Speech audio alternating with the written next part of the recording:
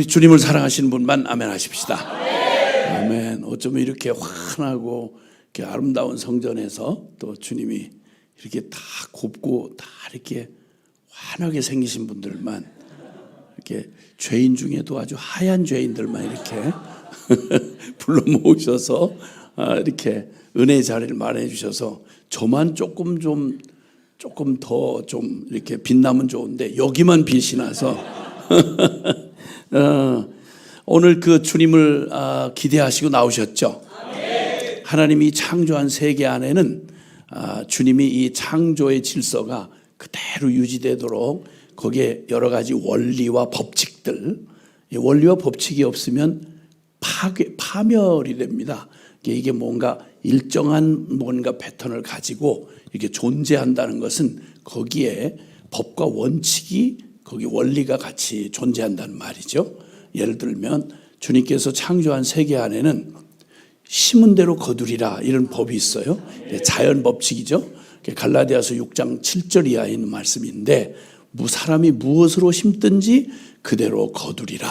그러니까 우리가 괜히 애쓰지 말아야 될 것은 나쁜 씨앗을 심어놓고 좋은 열매가 맺기를 바란다는 거, 미친 거예요. 그걸 미쳤다 그래요. 더럽게 미쳤다 그래요. 그런 걸 보고 나쁜 짓을 해놓고 죄를 심어놓고 축복을 기대한다. 이것처럼 이건 사악한 거예요. 그러니까 어리석지 않으려면 인생이 특별히 똑똑하지 않아도 정확하고 겸손하게 이 원리만 분명히 알아도 심은 대로 거두지, 그러면 오늘 나는 뭘 심어야 할지를 조심해야 되는 거예요. 심을 때는 되나게나 아무거나 되는 대로 막 기분 내키는 대로 다 행동을 해놓고, 행동을 심어놓고 나중에 복 받기를 원하고 잘 되기를 원한다. 이걸 탐욕이라 그래요. 이걸 탐욕. 그러니까 그럴 일은 없어요. 그래서 이거 성경에 있는 말씀이에요. 너 스스로 속이지도 말고 하나님을 만홀히 여기지 말아라. 하나님은 살아 계신 하나님이시며 죽은 어떤 저 돌로 깎아놓은 부처처럼 죽은 우상이 아니고 하나님은 살아 계신 하나님이시며, 또 하나는 내 믿음대로 될지어다. 사람은 놀랍게 자기가 가지고 있는 믿음을 따라 행동해요. 행동하는 걸 보면 이 사람이 돈을 믿고 사는 사람인지 아니면 진리를 믿고 사는 사람인지 말로 안 해도요, 그냥 이렇게 보면 저 사람은 저거 완전히 돈에 미쳤구나. 돈을 믿고 사는 사람은 무엇에 막 벌벌 떠느냐면 자기 은행 잔고가 떨어지거나 눈에 보이는 이런 그 현찰이 떨어지면 사람 불안해서 어쩔 줄을 몰라요.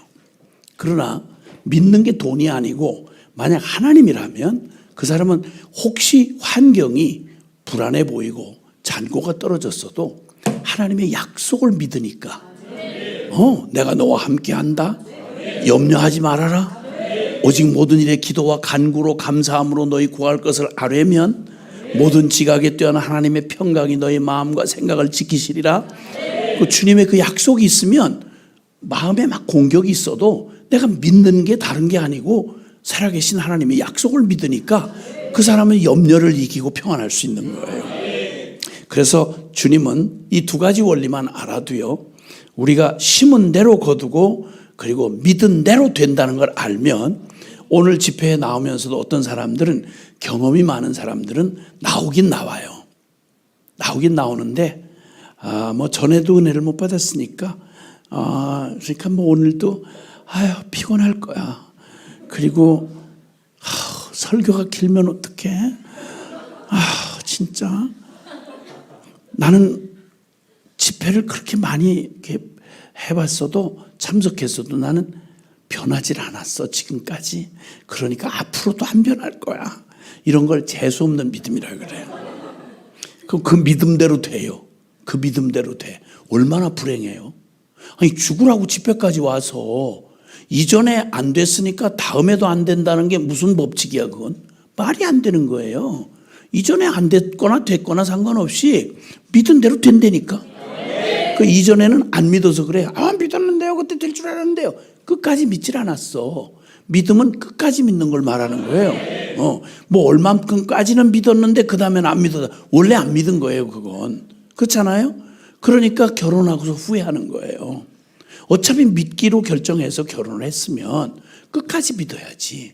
잠깐 마음에 안 들고 잠깐 실력이 없어 보이고 잠깐 뭔가 그런 것 같아도 믿어서 일생을 서로 결혼을 했잖아요. 그럼 끝까지 믿어야지. 한나절만 믿다가 그 다음 저녁에는 또 확 이제 믿음이 무너져가지고 그런 재수 없는 사람하고 살면 평생이 재수가 없어요. 그러니까 믿으면 끝까지 믿어야지. 언젠가 바뀔 거거든.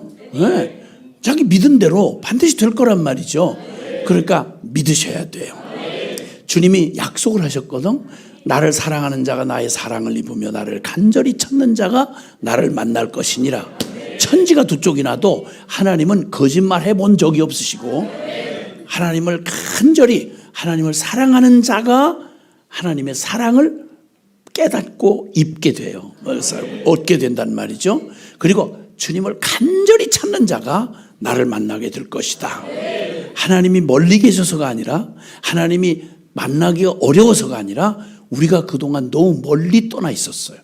너무 하나님과 완전히 관계없는 삶을 살던 죄인이기 때문에 그래서 주님을 알고 그분을 가까이 하기가 우리 걸리는 게 너무 많아. 내 개인적인 욕심이 많고 죄에 찌든 나의 습성이 나를 붙들고 이 더러운 세상의 염려와 근심이 하나님을 온전히 믿고 나아가지 못하게 한단 말이에요. 그래서 우리가 사는 날 동안 하나님 없는 삶이 얼마나 비참하고 얼마나 메마르며 얼마나 힘겨운지를, 그래서 인생에 당하는 고난이 이유 없는 고난이 없어요. 우리가 당하는 아픔도 슬픔도 그리고 또 그 많은 목마름도 그 피곤하고 지친 것도요, 사실 그냥 있으면 진짜 그렇게 다 망해. 그런데 놀라운 건 그 모든 것을 합력하여 고난당한 것이 내가 유익이라. 왜냐하면 이 고난 까닭에 내가 자만에 빠지지 않고 썩어질 죄악의 정욕에 빠지지 않고 이걸로 만족 안 되니까 영원하신 하나님을 찾는 거예요. 하나님, 나 이대로는 안 돼요. 나를 변화시켜 주세요. 인간의 힘으로는 안 돼요. 나 하나님이 필요해요. 이런 것을 만약 하게 했다면 우리의 질병이나 고통이나 그리고 정말 슬픔이나 그 아픈 모든 게 놀랍게도요, 그게 우리를 이 자리에 만족하지 않게 하고 하나님을 찾게, 우리를 계속 쉬지 못하게 우리를 막 흔들어서 넌 여기가 내가 있을 자리가 아니야. 넌 여기서 머물면 안 돼. 넌 하나님을 만나야 돼. 너는 이 자리에서 만족하면 안 돼. 그래서 밥이나 꾸역꾸역 먹다가 죽는 짐승하고 별반 없는 이런 인생이 너가 사는 인생이 아니야. 하나님은 너에게 주고 싶은 놀라운 하나님의 계획이 있어. 그 정상에 이를 때까지 너 멈추지 마. 그래서 바람이 불고 폭풍이 치고 비바람이 치고 춥고 힘들 때 우리는 게으르던 우리가 얼른 옷을 여며 입고, 그리고 여기 멈추고 싶은데, 그만 타협하고 싶은데 멈출 수 없게 우리를 흔들어대는 고난과 시련이 우리를 하나님께로 나아가게 하고 더 우리의 진정한 만족을 향해서 나아가게 해준다고 하면, 여러분, 이 모든 것이 다, 그래서 로마서 8장 28절에는 하나님을 사랑하는 자, 곧 그 뜻대로 부르심을 입은 자들에게는 모든 것이 합력하여 선을 이루느니라. 우리를 그렇게 지치게 했던 우리의 모든 고난도 실패도 우리의 슬픔도, 이거 전부 이걸 나를 이렇게 부추겨서 나를 날개 밑에 바람처럼 나를 실어서 우리 하나님의 보좌에까지 이르도록 하게 하시는 하나님의 은혜의 손길입니다. 아멘. 나를 지으신 이가 하나님, 나를 부르신 이가 하나님, 나를 보내신 이도 하나님, 나의 나 된 것은 다 하나님 은혜라. 여러분을 실패처럼 보이게 했던 모든 거, 여러분 상관없어요. 우리를 끝난 것 같은 절망으로 끌고 가는 어떤 것도 오늘 이 밤에 우리 주님만 만나면 이게 전부 하나님의 은혜의 손길이 돼서 나를 복음을 만나게 하고 살아계신 하나님을 만나게 해서 우리로 하여금 우리의 우리의 삶의 영광을 보게 하시는 것입니다. 자, 그래서 이 부흥회는 뭐 많은 시간들이 있는데 이런 영적 부흥회라고 할 때 교회에서 하는 부흥회는요, 이 부흥이란 말은 교회에서만 쓰는 말은 아니에요. 사업도 부흥하고 뭐 나라도 부흥하고 여러 모양으로 있던 것이 더 왕성해지고 더 풍성해진다, 이런 의미로 원래 생명이 불꽃이 이렇게 있는데 같은 불꽃이라도 이 불꽃이 아주 꺼져가는 듯 이렇게 흔들거리다가 거기 잘 이렇게 불쏘시개를 모아놓고 그리고 거기다 탈 것들을 불을 잘 관리해서 키워주면 불이 점점 타올라서 그 불이 막 생명력이 그냥 팍 타오르는 거, 이걸 부흥이라 그래요. 자, 그런데 특별히 교회에서 하는 부흥회는 주로 심령 부흥회예요. 그러니까 인간은 육체로만 된 존재가 아니기 때문에 인간이 무엇으로 사는가라고 말할 때 사람 육신은 밥심으로 살아요. 밥 먹고 삼시세끼 먹어야 힘을 얻어서 살 수 있잖아요. 배고프면 뭐 아무리 세상 없이 뭐 대단해도 일단 뭐 며칠만 굶으면 그러면 이제 뭐 다른 거 없어요. 사람이 밥에 매달려 산다는 걸 알게 돼. 근데 육신으로만 된 존재가 아니기 때문에 인간은 영적 존재로 지음을 받았어요. 짐승하고 다른 게 사람을 이 짐승과 구별하는 가장 뚜렷한 구별이 뭐냐면, 짐승은 영적인 존재가 아니에요. 근데 인간은 놀랍게도 그냥 보면 먹고 입고 싸고 싸우고 뭐 같이 이렇게 살고 이러는 육체적인 것만 보면 짐승하고 비슷한데, 근데 주님 말해요. 시편 49편 20절에 존귀하나, 즉 사람으로 태어났으나 존귀한 사람으로 태어났지만 깨닫지 못하는 자는 멸망하는 짐승과 같다, 이렇게 말했어.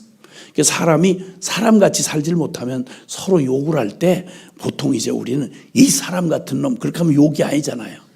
그렇죠? 보통 욕을 할 때 뭐라고 욕을 하지? 짐승 이름을 대잖아요. 그러니까 막 걔들이 싫어하는 거예요, 사람을. 쟤네가 싸우면 쟤네끼리 싸우면 그러지 왜 꼴뜻하면 나를 자꾸 불러들여? 그러잖아요, 보통. 그죠? 개하고 이렇게 하고 새끼하고 따로 데리고 다니면 그 욕이 아니야. 근데 이거 개하고 새끼를 함께 붙여놓으면 욕이잖아요, 그게. 나는 그런 욕을 많이 하는 집에서 자라났어요. 그래서 나는 한국말을 욕으로 배웠어요. 그 욕이 없으면 한국말이 제대로 될 수 없다고 확신하고 자랐어요. 난 모두가 다 욕을 그렇게 잘하고 사는 줄 알았더니 나중에 내가 이 교회를 이제 청년 때 교회를 나왔거든요. 그랬더니 어때, 교회 사람들은 욕을 한마디도 안 하면서 말을 그렇게 많이 하더라고. 이게 난 너무 신기했어. 어떻게 한국말을 욕을 안 하고 저렇게 길게 얘기를 하지? 우리는 막 욕을 한 문장에도 욕이 몇 번씩 들어가고 욕을 해도 진하게 해요. 우리 어머니가 저한테 욕을 그렇게 잘했다니까. 우리 엄마가. 나쁜 놈이 엄마 같아. 지금 생각하니까 그래. 그때는 좋은 엄마인 줄 알았어. 욕을 그렇게 잘해요, 날 보고. 기분이 나쁠 때가 아니고 좋을 때 날 보고 뭐라고 하는 거야? 아이 그 연병할 놈, 이래. 전염병 걸려 죽을 놈을 연병할 놈이라 그러는 거야. 난 몰랐어. 우리 엄마가 그렇게 기분 좋으면 내가 막 이제 성적표 잘 받아가지고 자랑하려고 막 엄마한테 가지고 와서 엄마들이 말이야 이러고 자랑할. 기분이 좋으니까 엄마가 기분이 좋을 때 아이고 연병할 놈 이래. 그리고 조금 기분 나쁘면 나한테 육실할 놈이래. 육실할 놈이라고 엄마가 말하길래 좋은 줄 알았더니 6토막을 내 죽이는 걸 육시하다 그래. 아들이 날 보고 육시해서 6토막 내 죽일 놈이래, 우리 엄마가. 그것도 더 성질이 나면 뭐라 그런 거 아니? 저 호랭이 12번 뜯어갈람 이래. 동네 강아지가 물어도 심각한데 호랭이가 작정을 하고 나를 12번 뜯어가면 내가 뭐가 남겠냐고. 뭐가. 우리 어머니가 계모가 아니고 생모야. 이 나쁜 놈의 엄마가 글쎄 우리 엄마가 막 살던 여자가 아니고 저 양반 가운데 토막이라는 충청남도 부여태생의 인동장씨 양반 집안의 막내딸로 태어났어. 또 어떻게 하다가 우리 아버지 이상한 아버지를 만나가지고 너무 이쁘고 걸어지고 아주 그냥 그렇게 그랬어요. 우리 엄마가 양반 가운데 토막이라는 충청도 분인데 욕을 그렇게 잘했어. 내가 어렸을 때 그렇게 귀여웠대요. 그 여러분이 웃는 자체가 내가 기분이 나빠. 아니 왜 웃냐고. 왜? 아니 나도 우리 엄마한테 귀여울 수 있는 거 아니겠어요? 그럼 어렸을 때 너무 귀여웠대.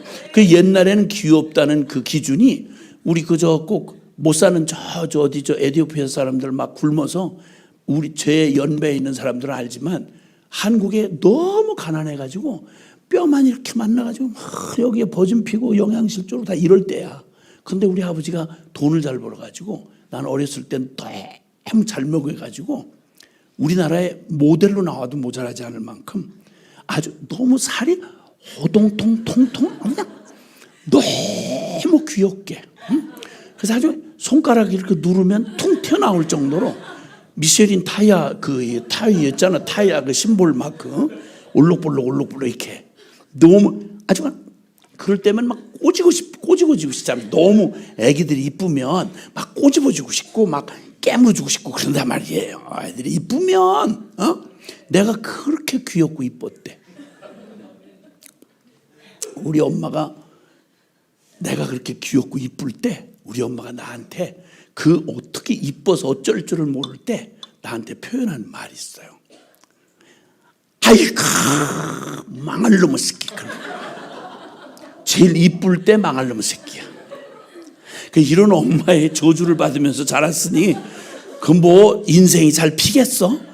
그래서 고생 죽살하게 하고 그리고 진짜 자살도 성공을 못하고 그리고 완전히 쉽게 말하면 자학증에 시달리던 어느 날 예수도 모르지 교회 교자도 모르지 아무것도 하나님하고 상관없이 그렇게 비참하게 망하고 찌그러진 인생, 그렇게 아무 희망이 누구도 나를 도울 수가 없는, 그리고 내가 나를 스스로 포기한 자학증에 시달리던 버려진 청년 한 놈을 일가 친척도 다 버렸고 우리 아버지도 완전히 우리 자식 처자식 다 버리고 그냥 저 중학교 2학년 때 완전히 비참하게 거의 반자살 수준의 삶을 자포자기 하시고 그 화려한 삶을 다 재미가 없고 의미가 없으니까 다 내팽개치고 벽제 화장터에서 뼈가루 한 줌으로 화장해서 남긴 그 아버지의 비참한 죽음과 함께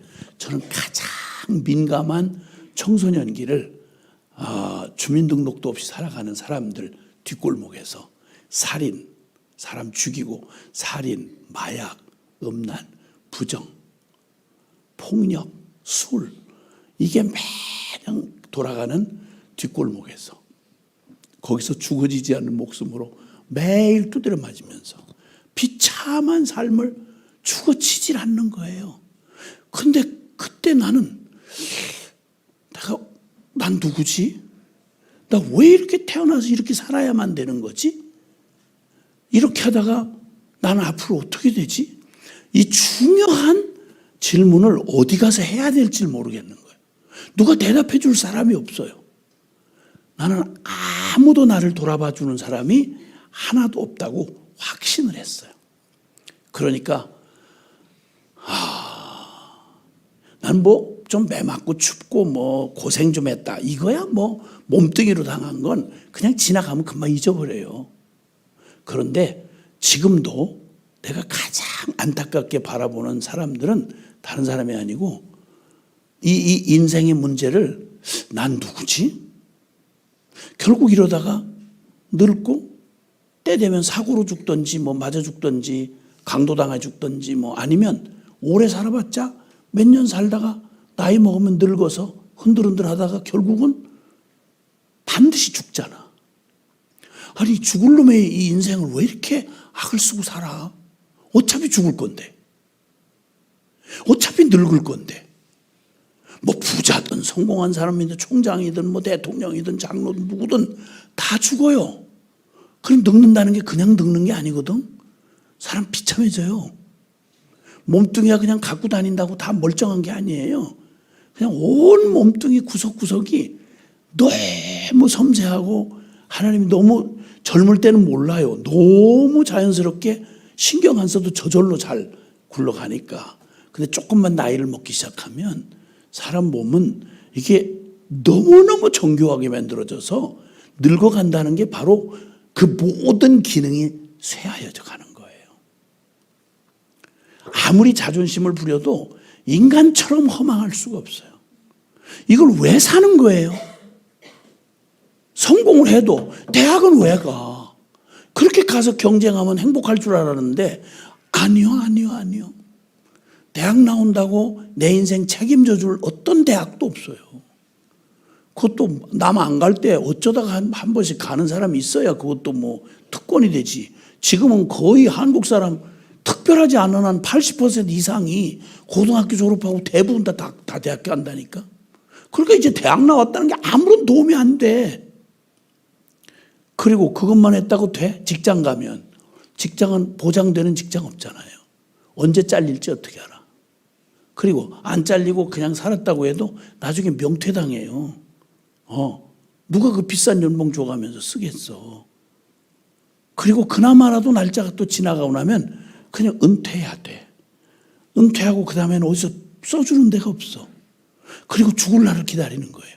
그리고 그동안 벌어놨던 돈 전부 병원에 그저 이거 고장나서 가서 병원에 헌금하고 이거 고장나서 또 병원에 또 가서 바치고 평생 죽으라고 본 거 고생을 해가면서 병원에다 다 갖다 바치다가 그것도 돈 있는 사람 얘기고 그러다가 죽고 만단 말이에요. 이게 만약 인생이 다라면 우린 전부 웃어도 웃는 게 아니고 그냥 미친 거예요.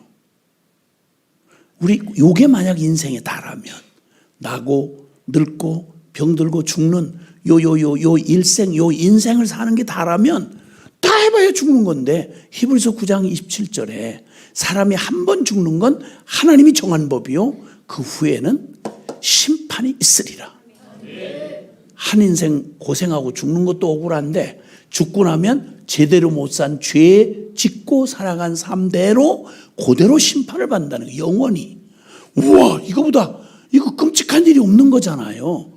그러니까 제일 중요한 인생의 문제는 대학 가는 것보다 시집장가 가는 것보다 더 중요한 건 내가 누군지, 그리고 난 어디로 가는지, 그리고 만약에 이런 생로병사의 비극을 타고난 인생이라면 죽음을 어떻게 맞이해야 우리는 죽음 너머에 이 죽음에 휩쓸려서 심판받고 지옥으로 떨어지면 이 끔찍한 일 어떡할 거예요. 그러니까 다른 어떤 것보다도 내가 누군지를 알아야 하고, 그럼 내가 이 기가 막힌 이 타고난 운명에서 어떻게 벗어날 수 있는지를 알아야 되는 거 아니겠어요?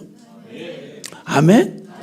근데 저는 그걸 20대 초반에 그 절망적인 순간에 주님이 저의 삶을 강권적으로 개입하셔서 저를 끌어다가 억지로 예배당이 뭔지도 모른 채로 끌려와서 꼬박꼬박 어떤 사건 때문에 제가 제 발로 주일마다 교회를 나와야만 되는, 그때 당시로 생각할 땐 너무 재수없는 일이 생겼어요. 짜증을 있는 대로 부리면서 예배당 뒤편에 앉아서 죽지 못해 앉아 있다가 계속 듣는, 태어나서 생전 처음 듣는 얘기. 우리 집은 고급 술집을 했기 때문에 무당들을 불러다가 비싼 구순했어도, 그리고 초파일 날 되면 절간에다가 비싼 등 달아놓고 그게 뭐 기껏하는 종교라고 생각했는데 그렇게 산 거 외에는 몰랐어요. 세상에 태어나서 이 슬프고 비극적인 인생, 소망이 없으니까 인생들은 내가 누군지 물어보지도 않고 어디로 가는지 알려고 하지도 않아요. 다만 태어나서 생긴 욕심 가지고 서로 도토리 키재기 시기하고 경쟁하고 누구 등쳐서 내가 성공해서 정상을 정복하나, 이 짓 하다가 인생 끝나는 거예요. 그러니까 한 번도 자기 인생에 대한 내 인생을 넘어서는 얘기를 들어본 적이 없어. 근데 저는 태어나 처음으로 억지로 끌린 예배당에서 제가 이 성경책이라고 하는 이 두꺼운 책, 세상에 처음으로 예배당에 갔더니 사람들이 여기에 있는 책에 있는 이 말씀을 하나님의 말씀이라고 그러면서 이 말씀을 계속 들려주고 전해주는데, 듣다가 제가 이 말씀 속에서 요한복음 3장 16절, 하나님이 세상을 이처럼 사랑하사 독생자를 주셨으니 이는 저를 믿는 자마다 멸망치 않고 영생을 얻게 하려 하심이니라. 아멘? 이거 모르는 분 있어요? 특히 모태신앙 중에. 모태신앙 중에 이거 요한복음 3장 16절 못 외우는 분 있어요? 아주 흉악한 모태신앙이에요. 어릴 때부터 엄마 아빠 때문에 교회를 어릴 때부터 다녔던, 모태부터 다녔던 사람들을 모태신앙이라고 그러는데, 모태신앙은 싫든 좋든 이렇든 교회에서 제일 많이 듣는 얘기가 이 얘기거든요. 이게 성경의 전체 요절이에요. 성경이 무엇을 말하느냐? 요한복음 3장 16절이야.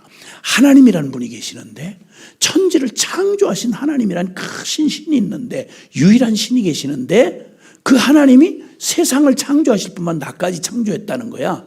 그런데 그 하나님이 세상을 사랑하시는데, 잘나고 똑똑하고 쓸만한 놈을 사랑한 게 아니라 멸망할 죄인들을 이처럼 사랑하사 우리를 살려서 구원할 길이 당신의 하나밖에 없는 독생자 아들 예수님을 우리의 죄 때문에 대신 죽이시고 부활하시고 그분을 믿기만 하면, 그러면 멸망치 않고 영생을 주신다고 세상에, 이게 성경에 있는 얘기라고.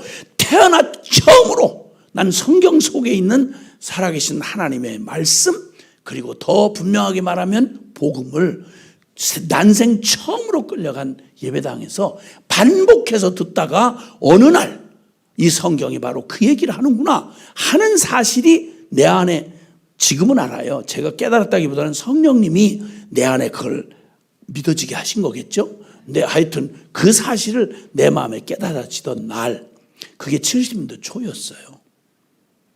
1970년대 초.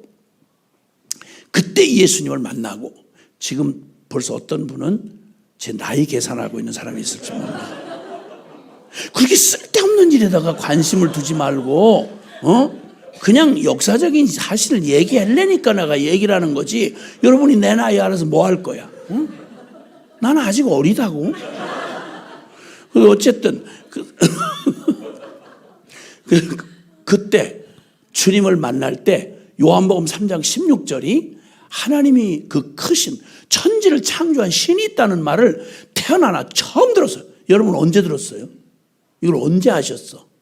이게 우연히 진화론으로 그냥 돼 있다가 뭐 어느 에너지가 있었는데 뭐 이렇게 하다가 뭐 어떻게 가지고 뭐 아메바가 되고 뭐 아메바가 이렇게 해서 원숭이가 되고 원숭이가 어떻게 하다가 진화가 되니까 그게 어떻게 재수없이 사람이 되고 뭐 이런 얘기, 이걸 과학 임내하고 가서 여러분 대학까지 다니면서 이거 배웠잖아요. 이걸 진화론이라고.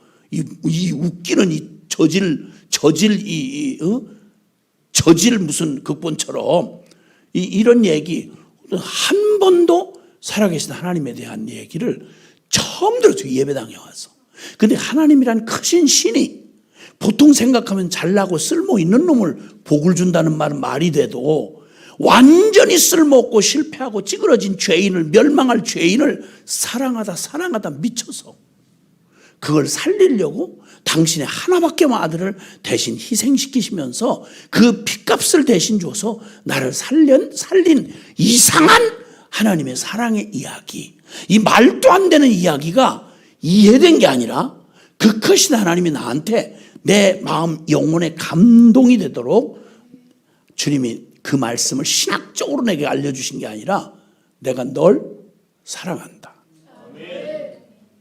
내가 말했지만 엄마한테도 사랑한다는 말 근처도 못 갔고 욕만 했다니까, 엄마가. 그래, 이런 사랑한다는 말을 내가 듣는 기억한 바에 의하면 내가 태어나서 이 세상에 살면서 누군가 나를 사랑한다, 이런 말을 내게 들려주신, 첫 번으로 들려주신 분이 제가 제 생명보다 지금 더 사랑하는 우리 주님이 처음으로 들려주셨어요. 내가 누군가에게 사랑받는 존재라는 걸 깨우쳐 주신 분이 내가 지금 목숨보다도 사랑하는 주님이에요. 와, 그게 깨달아지고, 두 번째는 넌 재수없이 태어난 망한 술집 아들 놈이 아니고 너는 내가 너를 위해서 생명을 대신 내줄 만큼 넌 소중한 놈이야. 내가 이렇게 가치 있고 소중하다는 말을 연습을 말만으로도 들은 게 난 살아계신 하나님에게 처음 들었어요. 내가 널 사랑한다. 너는 재수없이 태어난 망한 술집 아들이 아니고 너는 내가 너를 대신해서 생명을 줄 만큼 너무너무 소중한 자다. 이 사실을 믿어지게 하시던 날, 그때 완전히 미쳐가지고요, 뒤집어졌어요. 아무것도 바뀐 게 없는데 내가 바뀐 거예요. 내가 바뀌어서 그때 뒤집어지고 나니까 똑같은 전부 자살할 이유였거든요. 난 너무도 부끄러운 망한 술집 하던, 이게 지금은 이렇게 자신 있게 얘기를 하지만 옛날엔 너무너무 수치스러워서, 우리 아버지가 그냥 술 장사가 아니고요, 소주 팔고 막걸리 파는 이런 게 아니고 여자들을 접대부를 데려다가 아주 유명한 사람들, 국회의원, 대학 총장, 검사, 판사, 의사, 이런 사람들 손님으로 고급 손님을 받아가지고, 그래서 장사를 하던 너무 부도덕한, 너무 부끄러운 그런 거에서 돈 많이 벌어 부자였던 너무너무 수치스러운 내 과거가 있거든. 난 술집 아들입니다 이렇게 말할 수가 없었어요. 너무 부끄러워, 창피해서. 그런데다가 아버지가 그 돈도 여자도 다 싫고 인생의 회의를 느끼시고 거의 자살 수준 비슷하게 삶을 포기하고 돌아가신 때가 저 중학교 2학년 때예요. 아버지의 갑작스러운 죽음과 함께 저는 학력이 거기서 끝났어요. 중학교 2학년 중퇴예요. 지금은 그러면 그 후에 박사학위를 받았냐? 아니, 그 여전히 중학교 2학년 중퇴야. 그래서 또 어떤 분이 그걸 또 뭐라 그런 거 아니?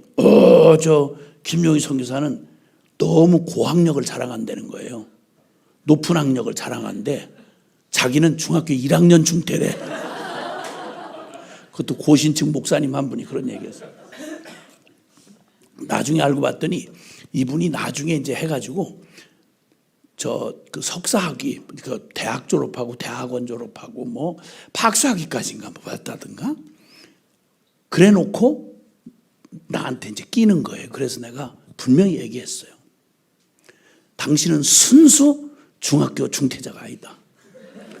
나처럼 그 후에 변하지 않고 중학교 2학년 중퇴해야 되는데 당신은 말로만 중학교 1학년 중퇴지 당신 박사학위까지 받았지 않냐? 이런 걸 변절자라고 그런다.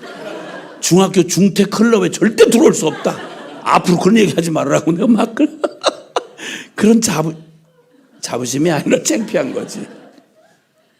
이게 전부 저가 불행한 자살할 이유였어요.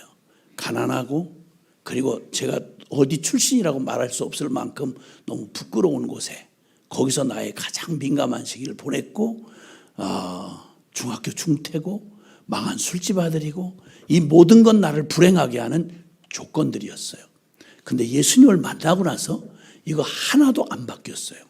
근데 제가 바뀐 거예요. 내가 바뀌니까 이것 때문에 난 아무것도 못해, 난 불행해, 이랬던 내 핑계대고 불행하고 자살 시도하고 이랬던 불쌍한 놈이 내가 바뀌고 나니까, 그 다음에 세상은 변한 게 없는데 내가 바뀌고 나니까 이 세상은 전부 하나님의 사랑의 놀라운 기적의 현장인 거예요. 그날로부터 주님께서 제 삶에 가장 행복한, 난 예수가 좋다오, 난 예수가 좋다오, 당신들을 또 그 예수를 만나기만 한다면 나처럼 이렇게 행복할 거요. 예수만 만나시오. 아까 우리가 노래했잖아요. 난 예수가 좋다오 했잖아, 그죠? 근데 왜 이렇게 우울해 보이죠? 예수님 만난 게 무슨 불행인 것처럼 모태신앙들 얼굴 보면 그냥 예수님이 사과를 해야 될 판이야. 또 예배해요? 진짜. 또 기도해요? 또 성경. 이런 모태 짱아찌들이 얼마나 많은지 몰라. 얼마나 많은지. 와, 난 그렇게도 좋아서 그때 이후로 진짜, 그때 이런 이런 복음성가가 없었거든. 너무 좋은 거야. 예수님을 믿어 그날로 좋아가지고 그때 미쳐가지고 날로 지금까지 그 증세가 심해져 가고 있어. 너무 행복하고, 예수님이 너무 좋은 걸 어떡해. 예수님이 좋은 걸 어떡합니까? 예수님이 좋은 걸 어떡합니까? 날 위해 십자가에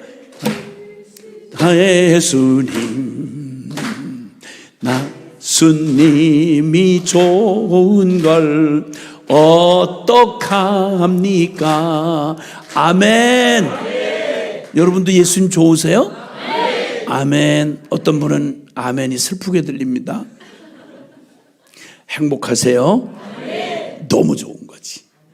사실 주님께서 우리에게 주신 이 복음의 능력, 하나님이 우리를 향해서 꿈꾸시는, 우리에게 주고 싶으신 그 복이 얼마나 큰지는 우리가 다 헤아려 짐작할 수가 없는데, 분명한 거 한 가지는 예수님이 로마서 8장 32절에 보면 그 아들도 아끼지 않고 우리에게 내어주신 하나님이 그 아들과 함께 모든 좋은 것을 은사로 선물로 주시지 않겠느냐? 아니, 아들 예수님을 통째로 줬는데 뭐가 아까워서 안 줄 게 있겠냐는 거예요. 그러니까 하나님 앞에 내가 얼마나 소중한 존재냐? 한마디로 말하면 예수님 짤이야. 예수님을 대신 우리를 위해 내어줄 만큼 나에게는 최대의 복을 주시지 않고는 직성이 풀리지 않는 하나님, 정말 좋으신 하나님이에요.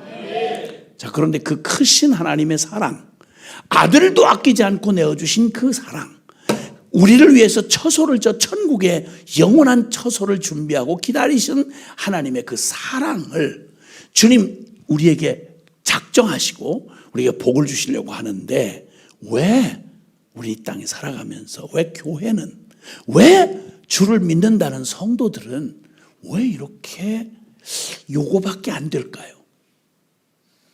자, 여러분, 좋아요.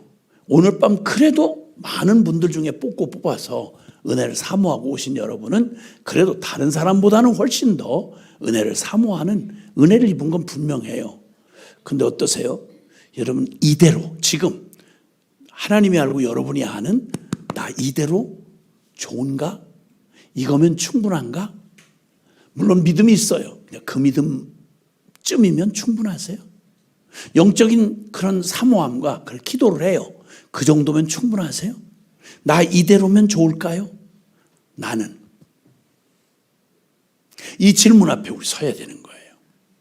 영적인 부흥회, 영성 부흥회라고 말할 때에는 우리의 영적 상태를 검진하는 거예요. 육신의 삶도 1년에 매번 정기검진하는 이유는 멀쩡한 것 같고 다 괜찮은 것 같은데 언제 우리 안에서 밸런스가 깨지고 어떤 암세포가 자라나고 있는지를 미리미리 알아야 되니까 우리의 모든 삶을 총체적으로 살펴봐야 내 몸의 이 신비한 몸 안에 이상을 발견하고 조기 발견해서 치료할 수가 있단 말이죠. 영적인 것도 마찬가지예요. 늘 말씀을 들어요. 근데 왜 또 따로 부흥회를 할까요? 꼭 종합검진 받는 것처럼 한 주제를 가지고, 영적 주제를 가지고 내 영혼의 모습을 진단하는 거예요. 그래서 진단해서 무엇이 내가 바르지 않은가, 나 이대로 괜찮나 하는 걸 점검하는 거예요. 처음 작은 나무도 가지가 잘못 이게 방향을 잡았을 때, 어릴 때 잡아주면 금방 곧게 바르게 굳어지기 전에 잡아주면 쉬운데 이게 나중에 완전히 굳어져 버리면 잘라낼 수밖에 없어요. 영적인 문제도 마찬가지예요. 그래서 주님께서 우리에게 그 아모스 7장 7절 이하에 보면 그런 말씀하셨어요. 내가 진리의 다림줄을 아모스 선지자에게 보여주셨어요.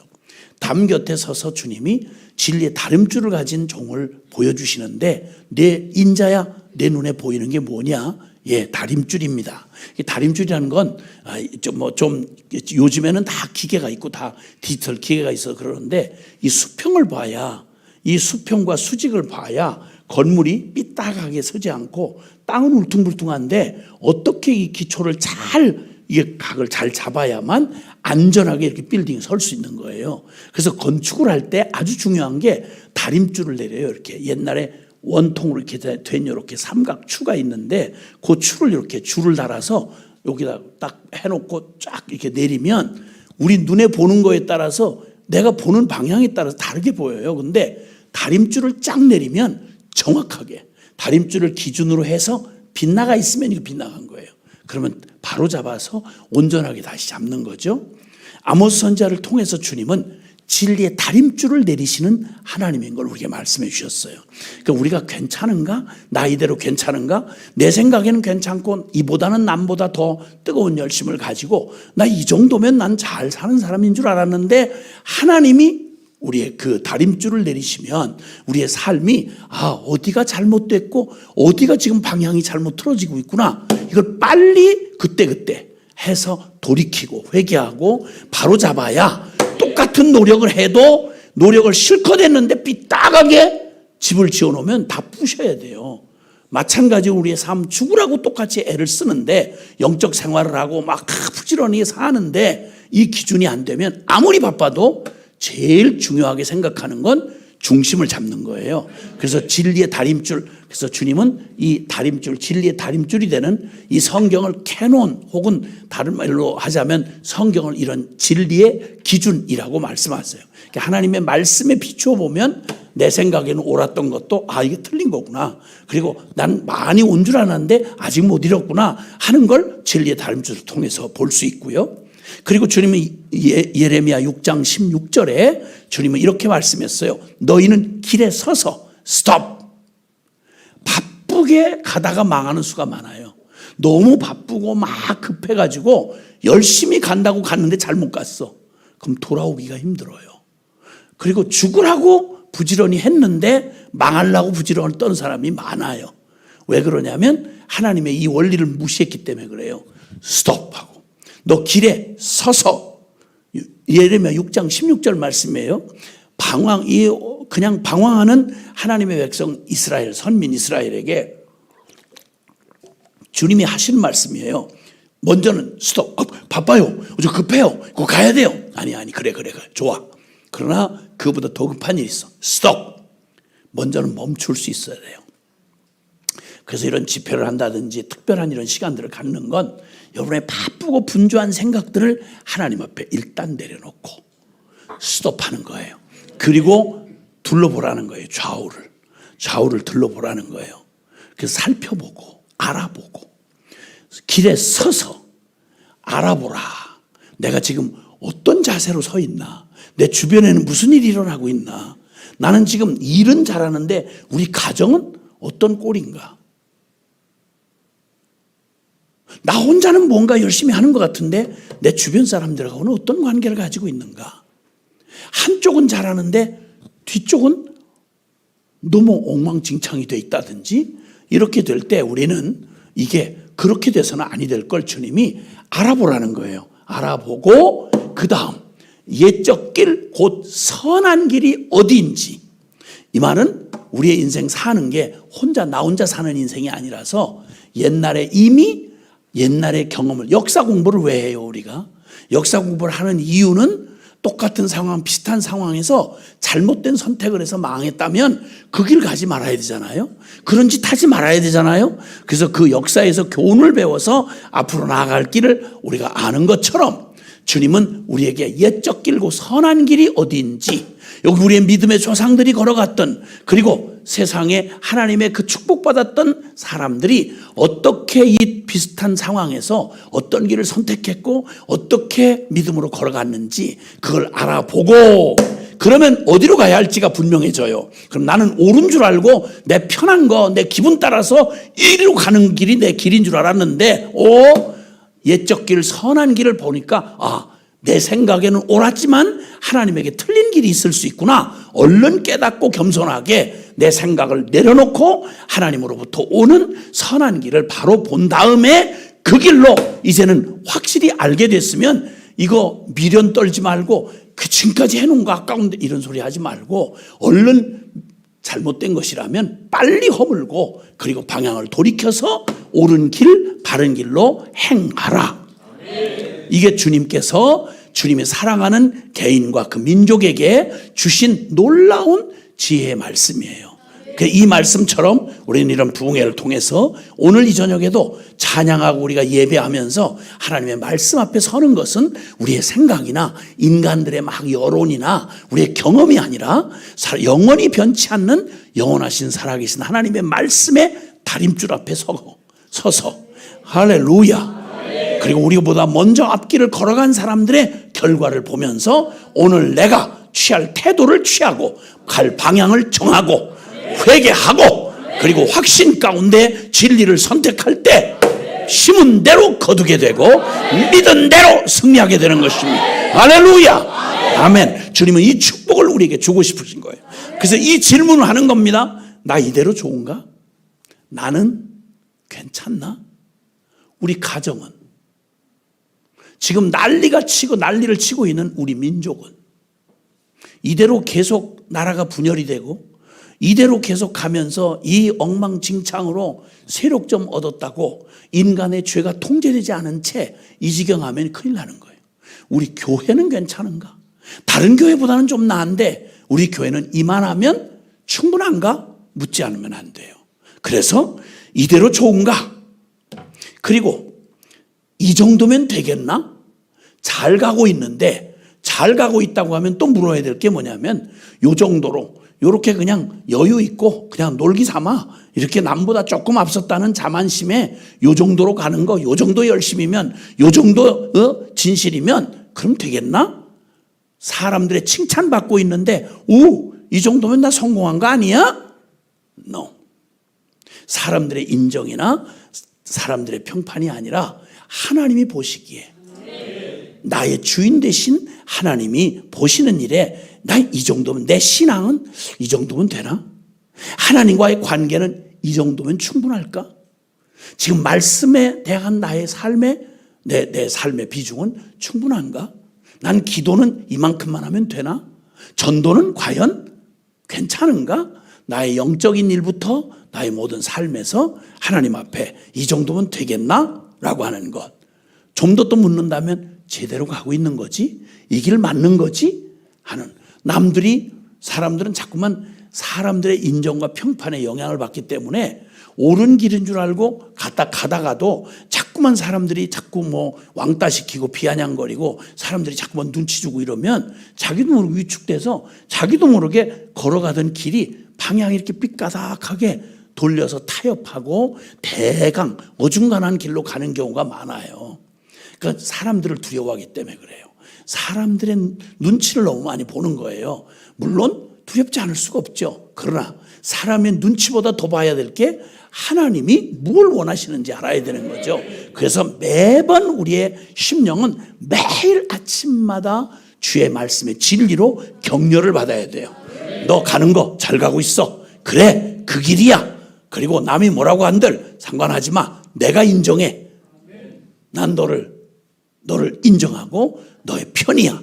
이렇게 말씀해 주시는 이 확신을 얻지 않고는 우리가 시작은 잘했는데 중간에 다 타협하고 주저앉고 그리고 그냥 또 변절하는 경우가 많은 일이 바로 그것 때문이에요. 그래서 이제 가장 중요한 건 바로 이런 때, 이런 혼돈과 그리고 또 우리가 갈피를 잡을 수 없을 때, 더군다나 나만 혼자 잘 돼가지고는 안 되고 나를 그냥 안 두잖아요. 우리가 아는 대로 이 세상은 악한 자 안에 처해 있는 이 세상은요, 주님의 심판의 그날을 향해서 세상이 완전하게 죄인들이 다 하얀 옷을 입은 천사로 안 바뀌어요. 이 세상의 심판 날까지, 심판이 왜 있냐면 죄와 악이 있기 때문에 심판이 있는 거예요. 그래서 이 심판 날까지 세상에 악은 있을 것이고요. 그 다음에 수많은 사단의 어두운 세력의 공격이 끊임없이 우리를 그냥 안 둬요. 끊임없이 우리를 흔들어대고 공격하죠. 자, 그렇기 때문에 이제 하나님이 이런 혼돈의 세상에서 이 연약한 육체를 입고 하나님 앞에 한 걸음 한 걸음 믿음의 길을 걸어가야 하는 우리에게는 하나님께서 우리에게 주신 가장 안전하고 완전한 그런 그 도구가 있어요. 선물이 있어요. 그게 바로 살아계신 진리의 말씀이신 하나님의 말씀이에요. 아멘. 그래서 주님은 이제 우리에게 주님이 말씀해 주시면서 하나님의 말씀을 우리에게 선물로 주셨는데, 사람들 가운데 제일 이 먼저 점검해 봐야 될 게, 오늘 첫째 날 밤에 점검해 봐야 될 게 바로 뭐냐면, 이 혼돈의 시대의 한복판에 우리가 살아가면서 우리의 영적 상태를 점검하는 중에 딱 이렇게 체온재 보거나 체온이 이렇게 평상 이상으로 높으면 보통은 몸 안에 어딘가 모르게 염증이 있다는 거죠. 염증이 있으면 사람이 원래의 온도보다 체온이 올라가요. 그러니까 항상 병원 가는 기본적으로 체온을 재잖아요.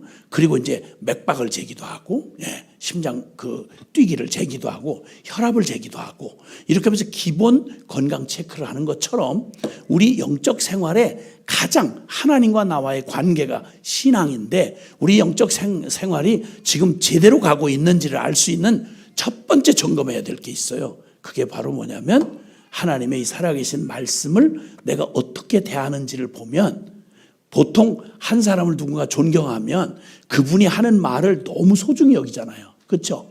그분이 만약 나에게 뭔가를 부탁하면 열일 제쳐놓고라도 그분 말을 먼저 듣고 싶잖아요.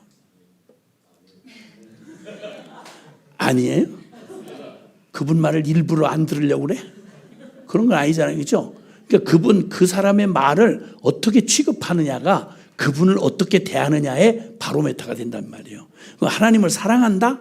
그럼 그분의 말씀을 너무너무 사랑하는 거예요. 하나님을 정말 존중히 여긴다? 그러면 그분이 하신 말씀을 너무 소중하게 여기는 거예요. 그분과 가깝다? 그러면 하나님의 말씀을 너무 가깝게 대하는 거예요. 근데 그분과 좀 거리가 떨어지고 좀 자주 안 만났으면 좋겠다? 그러면 제일 먼저 나타나는 반응이 성경을 멀리하는 거예요. 성경을 멀리하는 거예요. 그러니까 내 삶에서 영적인 진단을 하는데 복잡하게 얘기할 경우, 첫 번째, 항상 내 모든 역사의 중심이 사람이고요, 사람의 중심이 영혼이에요. 근데 영혼의 상태를 가장 바르게 보여주는 게 바로 뭐냐면 진리의 말씀이에요. 이 말씀을 어떻게 대하는가를 보면, 말씀이 멀어지면요, 반드시 아무리 똑똑하고 대단한 체험을 하고 별짓 다 했어도요, 반드시 진리에서 멀어지면 반드시 헷갈려요. 그리고 기가 막히게 악한 기운이 우리를 사로잡아가는 거예요. 말씀으로 채워지지 않는 영역을 반드시 세상의 죄와 정욕이 그 자리를 메꿔요. 이 컵은 이 속에 이렇게 있으면, 여러분, 여기 물이 비는 만큼 여기 공기가 가득 차요. 이 공기를 여기서 몰아내는 건 다른 방법이 없어요. 여기다 물을 가득 채우는 거예요. 우리의 심령 안에 지저분한 이 육신의 정욕과 음란과 부정과 사욕과 악한 정욕, 탐심, 우리의 죄된 정욕이 우리 안에 가득, 늘 가만히 안 둬요. 늘 일어나게 돼 있어요. 근데 이걸 밀어내는 방법은 다른 거 없어요. 이건 하나님의 말씀으로 생명수 같은 주님의 진리를 우리 안에 가득 채우면, 그 잡다한 생각들, 그 잘못된 것들, 본 영상들, 그 정보, 쓰레기 같은 정보들, 그 수많은 의미 없는 것들로 잔뜩 여기다 쑤셔 놓는 이것들이 조금만 틈만 나면 멍하면 이 잡다한 잔상이 남고, 생각이, 그 잡다한 생각들 우리의 영혼을 막 휘저 놓는 거예요.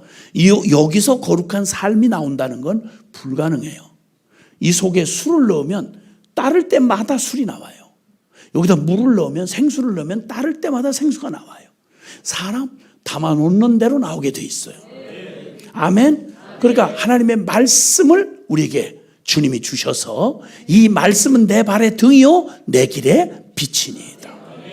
그래서 역사가 한 개인의 삶만 그런 게 아니고 중세의 교회가 말입니다, 모든 외양을 다 갖추고 어마어마한 세계, 중세 카톨릭이 세상 역사에 어떤 나라도 갖지 못한 어마어마한 돈, 권력, 그리고 정치, 경제, 모든 걸 다 장악했어요, 세계를.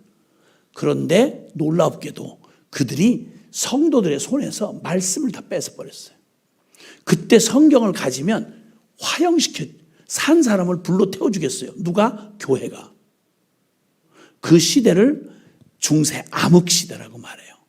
말씀을 저버리면요, 꼭 빛이 떠나면 어둠밖에 없는 것처럼 역사와 개인과 가정과 그 모든 그냥 교회가 다 엉망진창 개판이 됐어요. 그래서 중세를 암흑시대라고 말해요. 암흑시대의 특징은 다른 거 없어요. 그때 종교 개혁을 부르짖었던 종교 개혁자들이 첫 번째 외친 말이 다른 게 아니라 오직 성경으로. 아멘.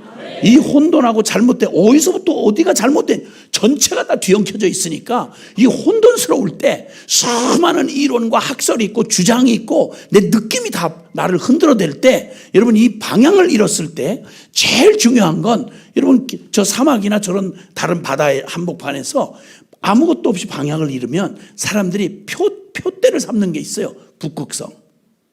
변하지 않는 별자리인 북극성을 방향을 바라보고 자신의 위치를, 내가 어느 쪽으로 향하고 가고 있구나 하는 걸 발견하듯이, 항상 나침판이 언제든지 흔들어도 딱 놓으면 항상 나침판의 극이 바로 북극을 가리키는 N극으로 이렇게 그 나침판의 침이 거기를 가리키듯이, 우리를 항상 우리의 영혼과 우리의 모든 삶이 흔들릴 때 언제든지 어떤 혼돈 속에서도 우리를 언제나 바른 하나님을 향하여 진리를 향하도록 우리의 방향을 잡아주는 게 바로 영원히 변하지 않는 살아계신 하나님의 말씀뿐이라는 거예요. 아멘.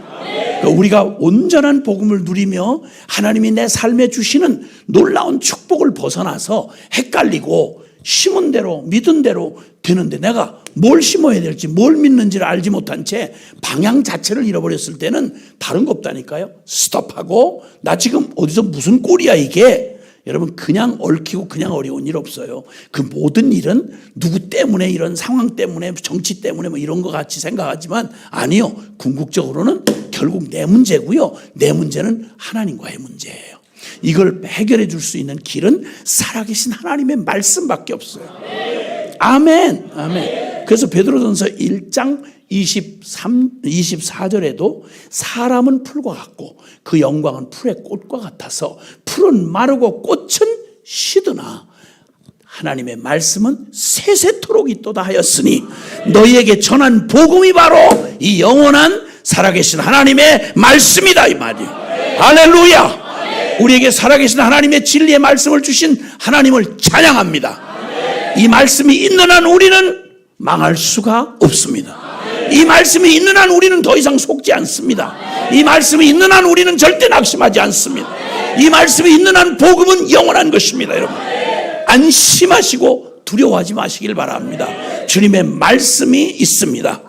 그러니까 주님이 우리에게 주신 교회와 성도에게 주신 가장 위대한 선물이 뭐냐? 그것은 첫 번째로 살아계신 하나님의 말씀이에요. 자, 그러면 구약적인 의미에서 하나님이 선택받은 특별한 사명을 위해서 하나님이 선택해서 복을 주신 민족을 우리는 선민 이렇게 말해요. 선택받은 민족이란 선민 이스라엘입니다. 구약 성경은 다 이스라엘이 실제 이 역사 속에 살아가는 동안 하나님이 그들을 지명하여 불러서 그들을 복을 주셔서 하나님이 그들에게 복을 주시고 하나님의 특별한 하나님의 축복을 이 온 세상, 하나님을 잃어버린 세상 사람들에게 하나님이 어떤 분이시며 하나님을 만난 사람이 어떤 복을 받는지를 증인 삼으시려고 선택한 민족이 바로 이스라엘 민족이에요. 그러니까 구약 성경은 이스라엘 얘기가 아니고 이스라엘을 샘플로, 이스라엘을 모델로 삼아서 우리에게 주시는 하나님의 말씀이에요. 아멘? 자, 그런데 이 선민 이스라엘이 받은, 하나님으로부터 받은 최고의 복이 뭐냐? 그 백성이 다른 백성과 달리 이스라엘 백성이 하나님으로부터 받은 최고한 복이 뭔지를 먼저 얘기를 할 거고요. 그 다음에 이 이스라엘 백성들을 통해서 말씀해 오시다가 예수님이 이 땅에 직접 말씀이 육신에 오신 예수님이 제자들을 삼으시고 제자들에게 주님께서 주신 제자가 됐다, 거룩한 성도가 됐다라고 말할 때 제자된, 예수님의 제자된 우리에게 주신 최고 특별한 선물이 뭔지를 말해주셨고, 그 다음에 또 하나는 주님께서 이 말세에 우리가 지금 교회이잖아요. 주님의 교회. 이 교회가 가진, 하나님 앞에서 이 교회가 가진 가장 놀라운 하나님의 완전한 선물이자 축복이 뭔지를 우리 한번 공통점을 발견해 보는 거예요. 자, 그럼 먼저 선민 이스라엘이 선택받은 민족 이스라엘을 하나님이 선택하여 축복을 해주셨는데 그들에게 주신 복 중에 최고한 선민을 선민되게 하는 가장 놀라운 복이 뭐냐?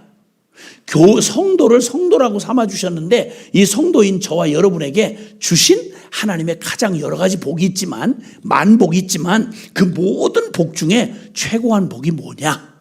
이런 거예요. 자, 이 얘기를 하려고 하는 거예요. 성경 구절 몇 구절만 성경의 증거를 보여드릴 거예요. 자, 신명기 33장입니다. 신명기 33장.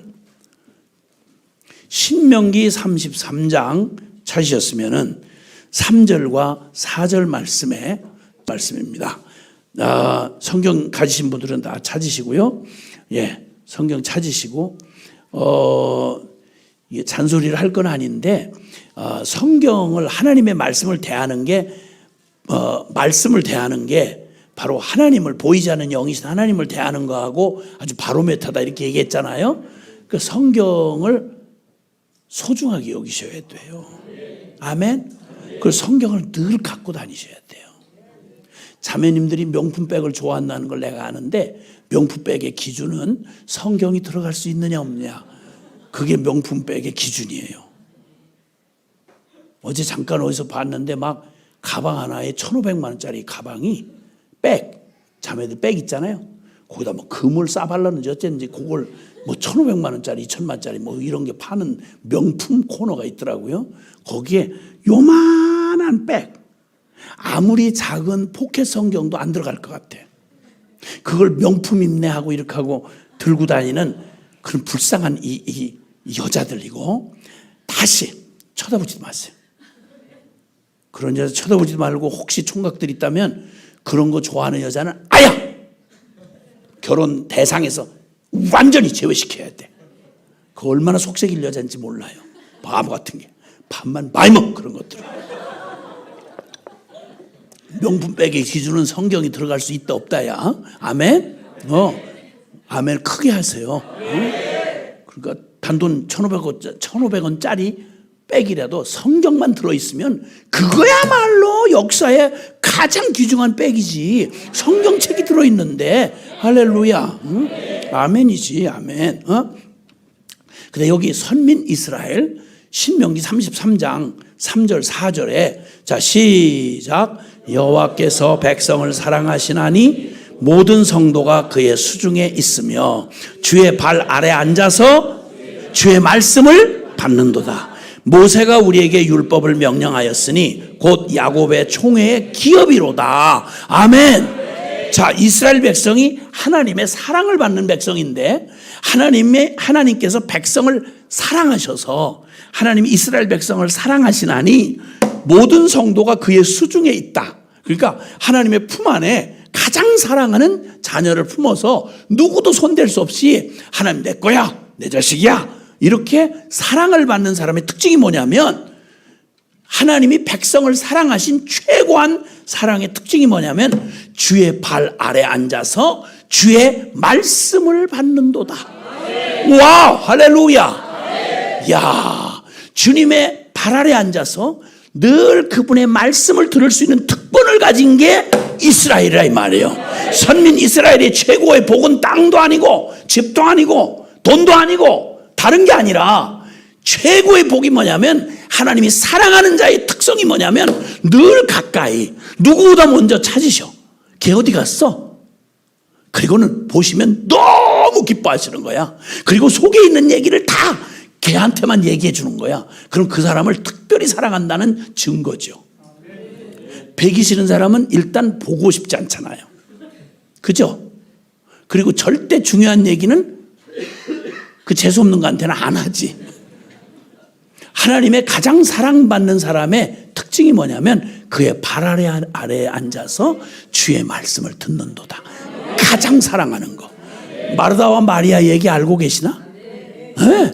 주님이 그 마르다와 마리아의 집에 방문하셨을 때 얼마나 주의 말씀을 사모하는지 마리아가 예수님의 무릎 아래 앉아서 다소곳이 앉아가지고 주님의 입에서 나오는 말씀, 그 복음의 말씀이 더 너무너무 행복한 거야.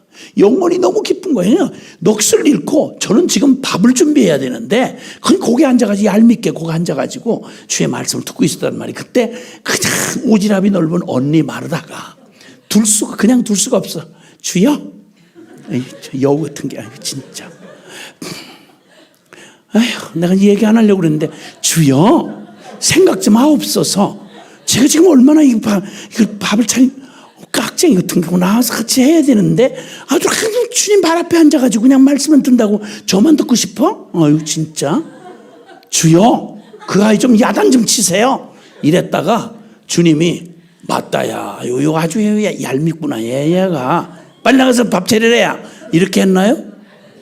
뭐라고 그러셨죠? 마르다야 마르다야 내가 많은 일로 마음이 분주했구나. 그 중에 많은 게 중요한 게 아니라 그 중에 좋은 걸 택하고 한 가지라도 좋은 거 족하다. 그런데 네 동생 마리아는 물론 네가 해야 되는 그 책임도 있고 그런데 그 어떤 것보다도 뭐 일하기 싫어서 그런 게 아니라 주님의 말씀이 너무나 달고 오묘한 거야. 은혜를 받고 싶은 거야. 그래서 주님의 말씀을 너무 듣고 싶어서 그분 발 아래 앉아서 시선을 한 번도 떼지 않고 주님의 주시는 말씀을 너무 생명으로 받으면서 행복해하는 거야. 주님이 가장 기뻐하는 사랑하는 사람들에게서 받고 싶은 게 뭐냐면 주님을 너무 사랑해서 주님의 말씀 떨어지는 걸 그냥 하나도 안 놓치려고 온 마음을 다해서 그냥 주님을 사모하는 것. 주님을 너무 보고 싶어하는 것. 그래서 주님 얼굴만 보면 그냥 엄마 보면 그냥 뭐 껍벅 넘어가는 아이처럼 울다가도 금방 뭐 하다가도 엄마 발킴증 아이들 있잖아요. 그렇게 하듯이 주님을 너무너무 사모해서 딴 거 걱정하다가도 걱정이고 뭐 금방 잊어버렸어. 그냥 다 휙 갖다 집어던지고 그냥 주님 이렇게 하고 주님 말씀을 이렇게 사모하고 주님이 가장 사랑하는 자에게 허락하신 특권이 뭐냐면 주의 말씀을 사모하는 거예요. 주여 달고 오묘한 그 말씀 생명의 말씀 그 말씀 사랑하는 주님이 내게 생명 쏟아부어 주신 이 영원한 진리의 이 말씀을 너무너무 소중히 여기고 그 은혜를 받고 싶어 막 사모하는 영혼 이스라엘 백성의 최고한 축복의 모습이 바로 하나님 발 아래서 주의 발 아래서 그분의 말씀을 듣는 거 이렇게 말했어. 이 교회가 주님의 사랑받는 교회라는 이런 특징은 무엇로 가장 드러나냐면 뭐 헌금을 많이 하고 뭐도 하고 뭐 다 소중한 얘기겠지만 어떤 것보다도 너무너무 말씀을 사모해서 많은 문제가 있고 다른 어떤 도전이 있어도 그까짓 거 다 보이지 않고 오직 주의 말씀 복음을 사모하며 모이기를 힘쓰고 그 말씀을 연구하기를 힘쓰고 읽기를 좋아하고 그 말씀 듣기를 그렇게 사모하는 그런 말씀 사모하는 교회 주님이 최고 기뻐하시면서 그 교회를 복주지 아니하실 수가 없다 이 말이에요. 아멘. 그 다음에 예수님께서 예수님을 따르는 제자된 그 제자들을 가장 특징 지을 때 그 제자의 특징 중에 제일 복받은 특징이 뭐냐면요. 요한복음 17장 한번 가보세요. 요한복음 17장. 요한복음 17장. 찾으셨으면은 요한복음 17장 14절부터 우리 17절까지 시작. 내가 아버지의 말씀을 그들에게 주어 싸우매 세상이 그들을 미워하여 싸우니 이는 내가 세상에 속하지 아니함 같이 그들도 세상에 속하지 아니함으로 인함이니이다. 내가 비옵는 것은 그들을 세상에서 데려가시기를 위함이 아니요 다만 악에 빠지지 않게 보존하시기를 위함이니이다. 내가 세상에 속하지 아니함 같이 그들도 세상에 속하지 아니하여 싸움나이다. 그들을 진리로 거룩하게 하옵소서. 아버지의 말씀은 진리니이다. 아멘. 아멘. 세상에 있지만 세상에 속하지 아니하고 오직 주님께 속해서 주님이 세상에서 인정받으면 같이 인정받지만 주님이 미움을 당하면 나도 같이 미움을 당하고 그래서 예수님 편에 딱 붙어가지고 주님 편에 속한 사람들 그래서 그들을 진리로 세상에 속하지 예수님이 세상에 속하지 아니한 같이 그들도 세상에 속하지 않았습니다. 그들은 내게 속했는데 그 내게 속한 그 증거가 뭐냐면 그들이 진리로 하나님의 말씀을 내가 아버지의 말씀을 그들에게 주었더니 그들이 그 말씀을 꼭 따라서 세상이 말해주는 방식대로 살지 않고 비난을 받고 미움을 받아도 바보 왕따 되는 한이 있어도 주님은 그렇게 말씀하지 않았어. 우리 예수님이 그렇게 하라고 하지 않았어. 예수님은 그 길로 가라고 하지 않았어. 누가 오른뺨을 때리면 우리 예수님이 그랬어. 바보 같아도 왼뺨을 돌려대라고 그랬어. 누가 겉옷을 뺏어가면 너 왜 바보같이 그 덩신처럼 그런 짓을 당해? 인간이 똑똑해야지 이 세상을 살면서. 아니 나도 화가 나지만 우리 예수님이 그렇게 하라고 하지 않았어. 겉옷 뺏어가면 속까지 가서 주래. 너를 핍박하는 자를 같이 미워하고 같이 저주하지 말고 오히려 그들을 도와주래. 원수가 줄이고 어떤 일 때문에 너무 쌤통으로 나를 괴롭히고 주님을 대적하던 놈이 잘못돼가지고 거지꼴 돼가지고 앉아서 그 굶주리고 있는 걸 보면 잘됐다. 너 심은 대로 거두는 거다. 나쁜 놈아. 이렇게 하지 않고 가서 먹을 걸 주고 도와주래. 왜 그러냐고 물으면 대답이 딱 하나야. 우리 예수님이 그렇게 하라고 그랬어. 원수 갚지 말라고 그랬어. 도리어 축복하고 기도해 주라고 그랬어. 너 바보냐? 바보라도 좋아. 예수님이 그러라고 그랬어. 이렇게 말하는 예수님께 속한 사람들. 세상이 도저히 어떻게 흉내낼 수 없는 세상에 속하지 아니하고 예수님께 속한 사람들. 그 사람들 예수 바보들. 그 사람들이 이 교회이기를 바랍니다. 성령님은 우리에게 복음으로 우리를 바꾸시는데 놀라웠게 특별히 뭘 잘하려고 할 거 없어요. 그냥 몰라도 돼요. 예수님이 하는 그대로만 따라가면 돼. 예수님이 하라고 하신 말씀 많이 몰라도 괜찮아요. 아는 만큼만 순종하면 돼. 원수를 사랑하라고 그러셨어요. 그럼 내 사랑할 수 있는 능력이 내게는 없어. 그러나 주님의 말씀을 그분을 사랑하기 때문에 눈물이 쌍눈물이 억울해서 뚝뚝 떨어져도 그래도 사랑하는 거예요. 사랑하는 거예요. 바보 같아도 왕따를 당해도 예수님이 그걸 기뻐하신다고 그러면 주님의 말씀 때문에 그렇게 할 수 있는 사람. 이런 사람을 주님이 그를 내 제자다 이렇게 말씀하세요. 할렐루야. 교회에 대해서 말씀하실 때 그럼 교회가 가진 가장 놀라운 선물과 특징이 뭐냐라고 말할 때 자, 디모데전서 3장. 디모데전서 3장 15절 16절입니다. 디모데전서 3장 15절 16절 찾으셨으면 시작.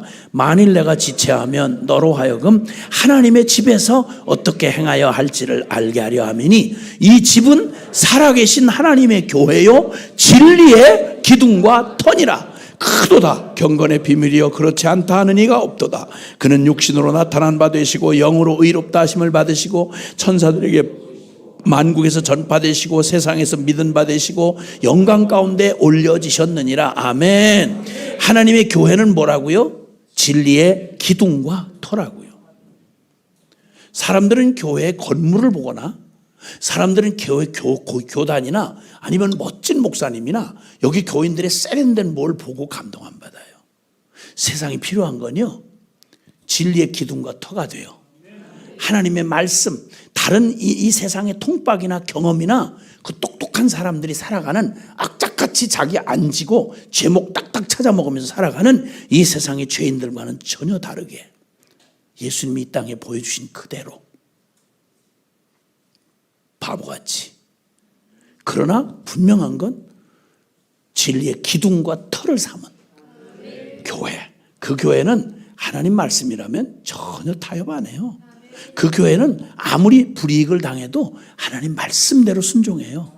그 사람들 특징은요 높고 낮고 잘났고 못났고 남자 여자 다 섞여 있지만 한 가지 특징이 있어요. 그들은 하나님 말씀이에요. 그러면 모두가 다 순한 양처럼 자기 생각을 다 내려놓고 싸움질하다 막 다투다가도 하나님 말씀이래요. 그러면 얼른 무릎 꿇고 다 같이 하나같이 예수님의 말씀에 순종하는 사람들이에요. 이 교회야말로 주님께서 이 세상에 교회를 두신 가장 완전한 교회가 가지고 있는 최고의 특징을 가지고 있는 교회예요. 아멘. 자, 그리고 주님께서 이제 드디어 이스라엘의 최고한 복이 하나님의 발 아래서, 주님의 발 아래서 그분의 말씀을 듣는 복, 이게 최고한 선민 이스라엘의 복이었고, 그리고 예수님의 제자의 가장 뚜렷한 증거가 뭐냐? 그들은 세상에 속하지 아니하고 오직 예수님께 속하여 예수님의 말씀, 그게 최고의 법이야. 그것대로 따라가고 그 예수님의 말씀 진리편에 늘 성경 보면 그 사람들이 어디 있을지 알아. 왜? 그 사람들은 오직 성경이 말한 대로만 가고, 성경이 머물라는 곳에 머물고, 성경이 하라는 거 하고 성경이 하지 말라는 걸 하지 않는 사람들, 무식한 사람인 줄 알았는데, 바보인 줄 알았는데 놀랍게 그들의 하는 모든 삶을 하나님이 축복하셔서 예수쟁이가 바보같이 짓밟히고 이러는 것 같아도 아니요. 300년 동안 로마의 전 세계 최고의 제국이었던 로마가 그 예수님만을 따르는 예수님의 제자들을 짓밟고 잡아 죽이고 별짓 다 했는데, 놀라웠게 대제국 로마가 300년 만에 교회 앞에 무릎을 꿇었어요.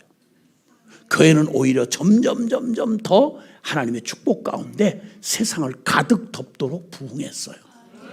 할렐루야.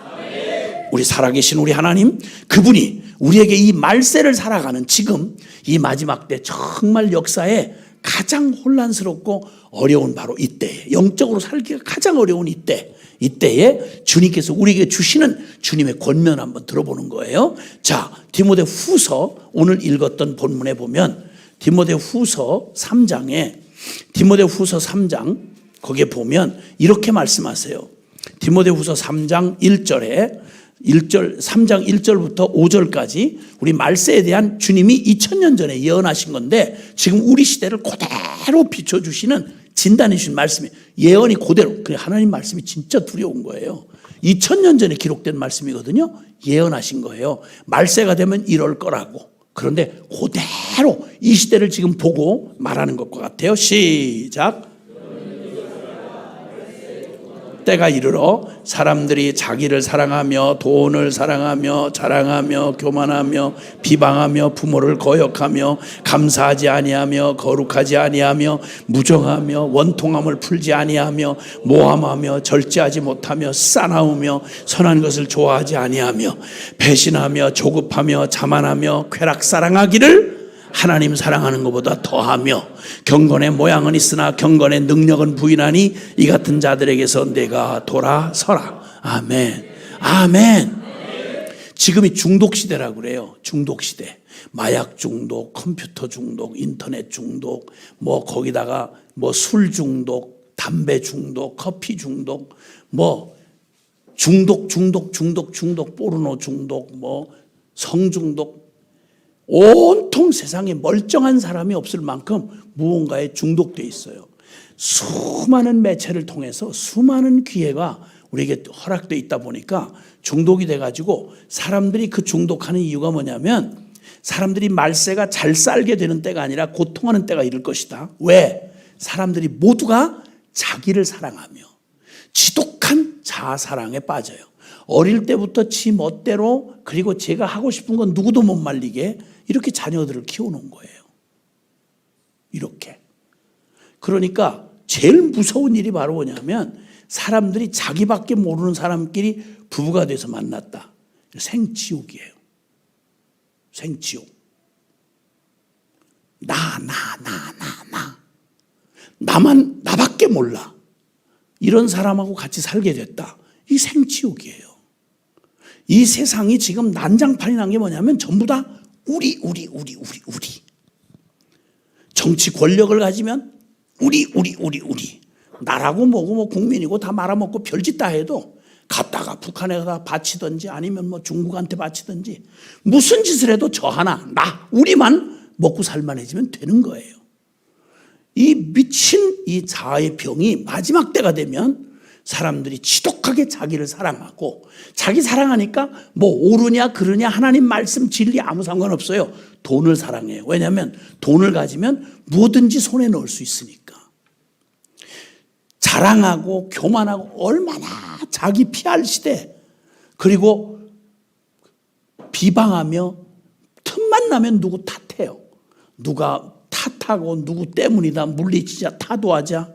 그리고 부모를 거역하며, 부모에게 감사하는 법을 몰라요. 가르친 적이 없어요. 저가 부모 없이 태어난 놈이 없는데 제일 먼저 배워야 될 게 부모께 감사하는 건데, 부모를 감사치 아니하고 거역하고 거룩하지 아니하고, 거룩은 아예 자체를 듣기 싫어해요. 무정하고 원통, 얼마나 잔인한지 사람 죽이는 걸 게임하듯이 해요. 게임하듯이. 지금 전장에, 지금 전쟁터에 우크라이나 러시아 전쟁이 나타난 거지만 전부 게임하듯이 드론 보내고 이거 전부 게임기 가지고 사람들 무참하게 깨뜨려 죽이고 불태워 죽이고 비참하게 죽이는데 어마어마하게 죽어나가요. 이걸 무슨 뉴스 뭐 이게 무슨 이 재미 게임 무슨 막권 사서 이거 보듯이, 이거 뉴스를 보는 사람들이 다 요만큼도 긍휼한 몸을 보는 게 아니라 몇 명 죽었대, 드론이 가서 어디를 때렸대, 장난하듯이. 그 수많은 비참한 비극과 통곡과 눈물이 이 땅에 가득 찼는데, 여러분 지금 우크라이나 전쟁밖에 모르시죠? 뉴스가 안 나오니까. 여러분 신문 매체나 방송은요 정확한 사실을 보도하는 게 아니에요. 속지 마세요.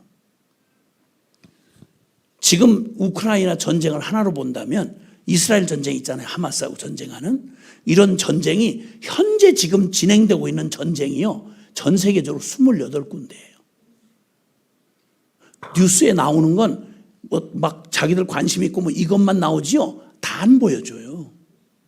비참하고 끔찍한 일이 지금 전 세계에서 끊임없이 벌어져요. 그게 전부 탐욕 때문에. 자기, 나, 우리 이런 거.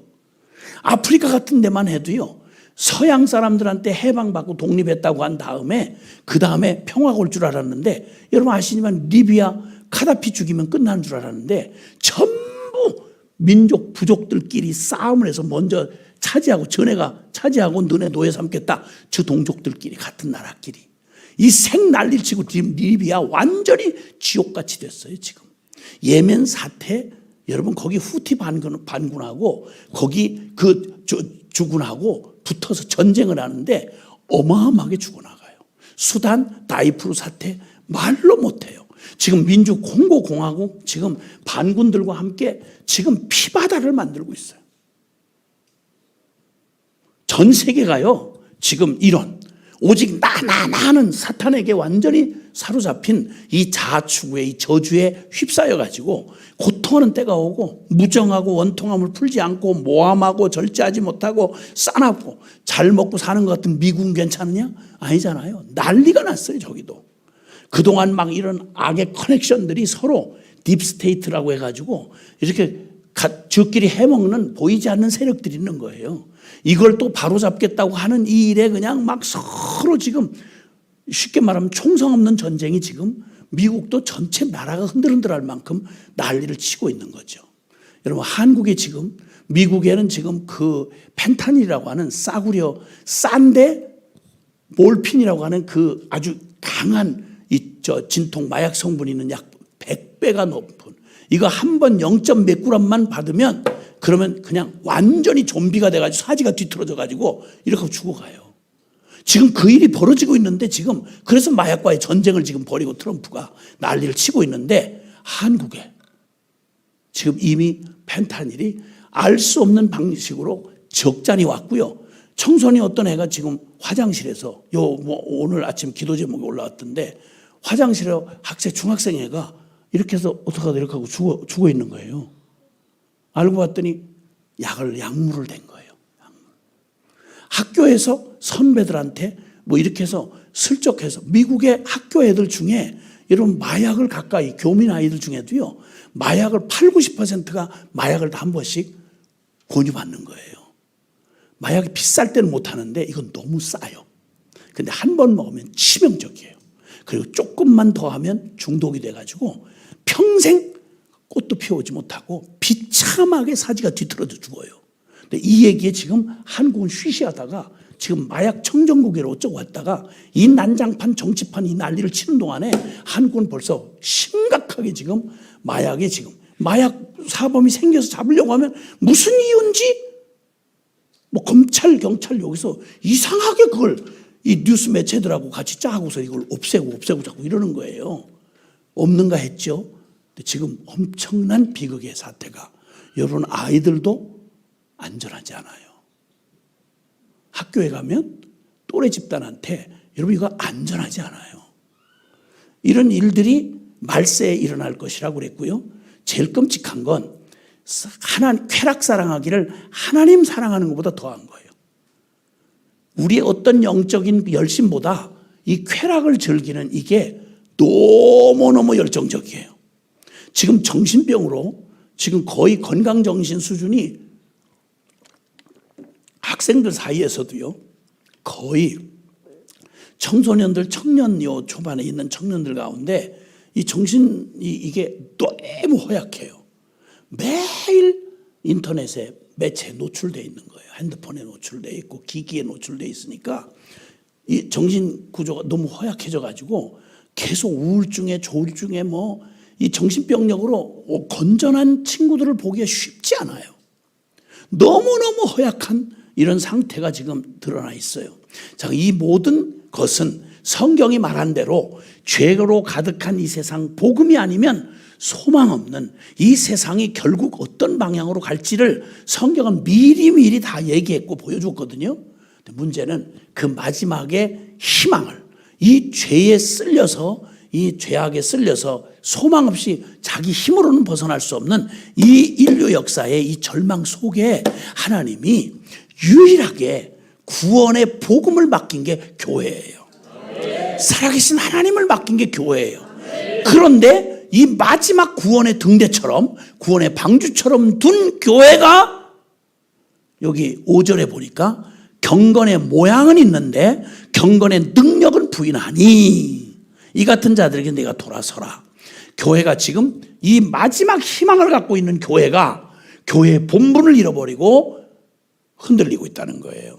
자기 스스로도 서지 못하고, 그 중에 교회가 이렇게 경건의 능력을 잃어버린 것 중에 최고의 분명한 증세가 뭐냐? 병이 있으면 병마다 증세가 있듯이 교회가 타락하고 경건의 능력을 잃어버린 가장 뚜렷한 최고의 증거가 뭐냐? 그게 바로 하나님의 말씀을 떠나는 거예요.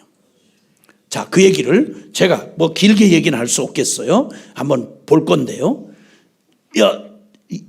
저 구약시대에 가장 하나님의 축복을 받았던 이스라엘이 결국 자기들의 죄로 팔려서 하나님의 심판받아 바벨론으로 포로로 끌려가던 바로 그때예요. 그때 선지자가 예레미야 선지자인데, 예레미야 선지자가 그 시대에 마지막 말기 증상을 보여주는데요. 병마다 말기 암 환자처럼, 말기 에이즈 환자처럼 주여 주여 하던 선민 이스라엘이 가장 뚜렷한 특징이 뭐라고 그랬죠? 주의 발 앞에 앉아서 주의 말씀을 듣는 특권이라고 그랬잖아요. 근데 그들이 망할 때쯤 포로로 팔려갈 수밖에 없을 만큼 완전히 엉망진창 개판이 돼서 망했을 때 그 특징이 뭐였냐면 여기 지금 예레미야 5장 30절 31절 한번 보시겠어요? 구약성경 예레미야 5장입니다. 예레미야 5장 30절 31절인데요. 예레미야 5장 30절 31절. 자, 예레미야 선지자를 통해서 주님이 통탄하시면서 주여 주여 하는 교회, 아니 주여 주여 하는 이스라엘, 선민 이스라엘을 향하여 그 놀라운 특권을 가졌던 이스라엘이 어떻게 망하는 망조가 최후의 증거가 뭐였냐, 망조 증세가 뭐였냐, 잘 들어보셔야 되는 거예요. 5장 30절 31절 시작. 이 땅에 무섭고 놀라운 일이 있도다. 선지자들은 거짓을 예언하며 제사장들은 자기 권력으로 다스리며 내 백성은 그것을 좋게 여기니 마지막에는 너희가 어찌하려느냐. 가장 무서운 일, 이 땅에 가장 무서운, 주여 주여 하는 자들에게 가장 무서운 일이 뭐냐? 무섭고도 놀라운 일이 있다. 말씀을 가르치는 신학자와 주의 종들, 선지자들은 성경을 덮어놓고 거짓을 예언하고, 제사장들은 이 백성들을 하나님 앞으로 인도하라는 제사장들은 하나님 말씀 완전히 제끼고 자기 권력으로, 교권 권력으로 백성들을 다스리고, 내 백성은, 이스라엘 백성은 하나님 말씀 싫으니까 하나님 말씀 싫어하고 인간적인 얘기하고 재밌는 프로그램 말하고 자기들 비유 맞춰주는 복음 얘기 안 하고 죄 얘기 안 하고 십자가 얘기 안 하고 하나님 앞에 거룩한 얘기 안 하는 이런 거짓된 사기꾼, 이들을 너무 좋아하고 내 백성은 그것을 좋게 여기니 마지막에 너희가 어찌하려느냐, 심은 대로 거둘 텐데, 믿은 대로 당할 텐데 마지막 너 어떡하려고 그러냐. 이러다가 바벨론 포로로 끌려갔어요. 그냥 갈고리로 그냥 아가리를 그냥 꿰가지고 끌려갔고요. 죽여서 애들을 그냥 바위에다 패대기 쳐서 죽였고요. 그냥 웬만한 거 다 죽이고 쓸만한 인간들, 다니엘과 이런 사람들 다 그냥 포로로, 가장 비참하게 가장 잔혹한 바벨론에 의해서 포로로 끌려갔어요. 성전은 다 무너졌고요. 이 마지막 때 보인 태도가, 이 말기 증상이 하나님의 말씀을 무시하고 성경 귀를 틀어막고 안 들은 거예요. 그리고 6장 10절 한번 보세요. 무슨 짓들을 하는지 한번 보세요. 시작. 내가 누구에게 말하며 누구에게 경책하여 듣게 할꼬. 보라, 그 귀가 할례를 받지 못하였으므로 듣지 못하는도라. 보라, 여호와의 말씀을 그들이 자신들에게 욕으로 여기고 이를 즐겨하지 아니한다. 듣기 싫다, 이거. 말하지 말라는 거예요. 주일학교 아이들부터 시작해서 노인에 이르기까지, 장로에 이르기까지 전부 닥쳐, 싫어, 듣기 싫어. 귀가 할례를 받지 못해서 듣지를 못하고 여호와의 말씀을 그들이 자신들에게 욕으로 여기는 거예요. 뭐야 저거? 하나님 말씀 안 듣면 날 까, 지금? 날 치는 거야? 이 오만하고 완전히 돼지기름으로 가득 찬 교인들이 그냥 완전히 영적으로 기름져 가지고 말씀을 듣지 않는 거예요. 복음을 듣지 않고 악을 쓰고, 저런 강사 불러오지 말라고, 저런 목사님 내쫓자고, 이런 짓들을 거침없이 하던 게 바로 주여 주여 하고 가장 놀라운 특권을 말씀 듣는 것으로 받았던 이스라엘이 마지막 망하는 바로 그때의 모습이 이 모습이란 말이에요. 죽을 줄 알면서 이 길을 버리질 않는 거예요.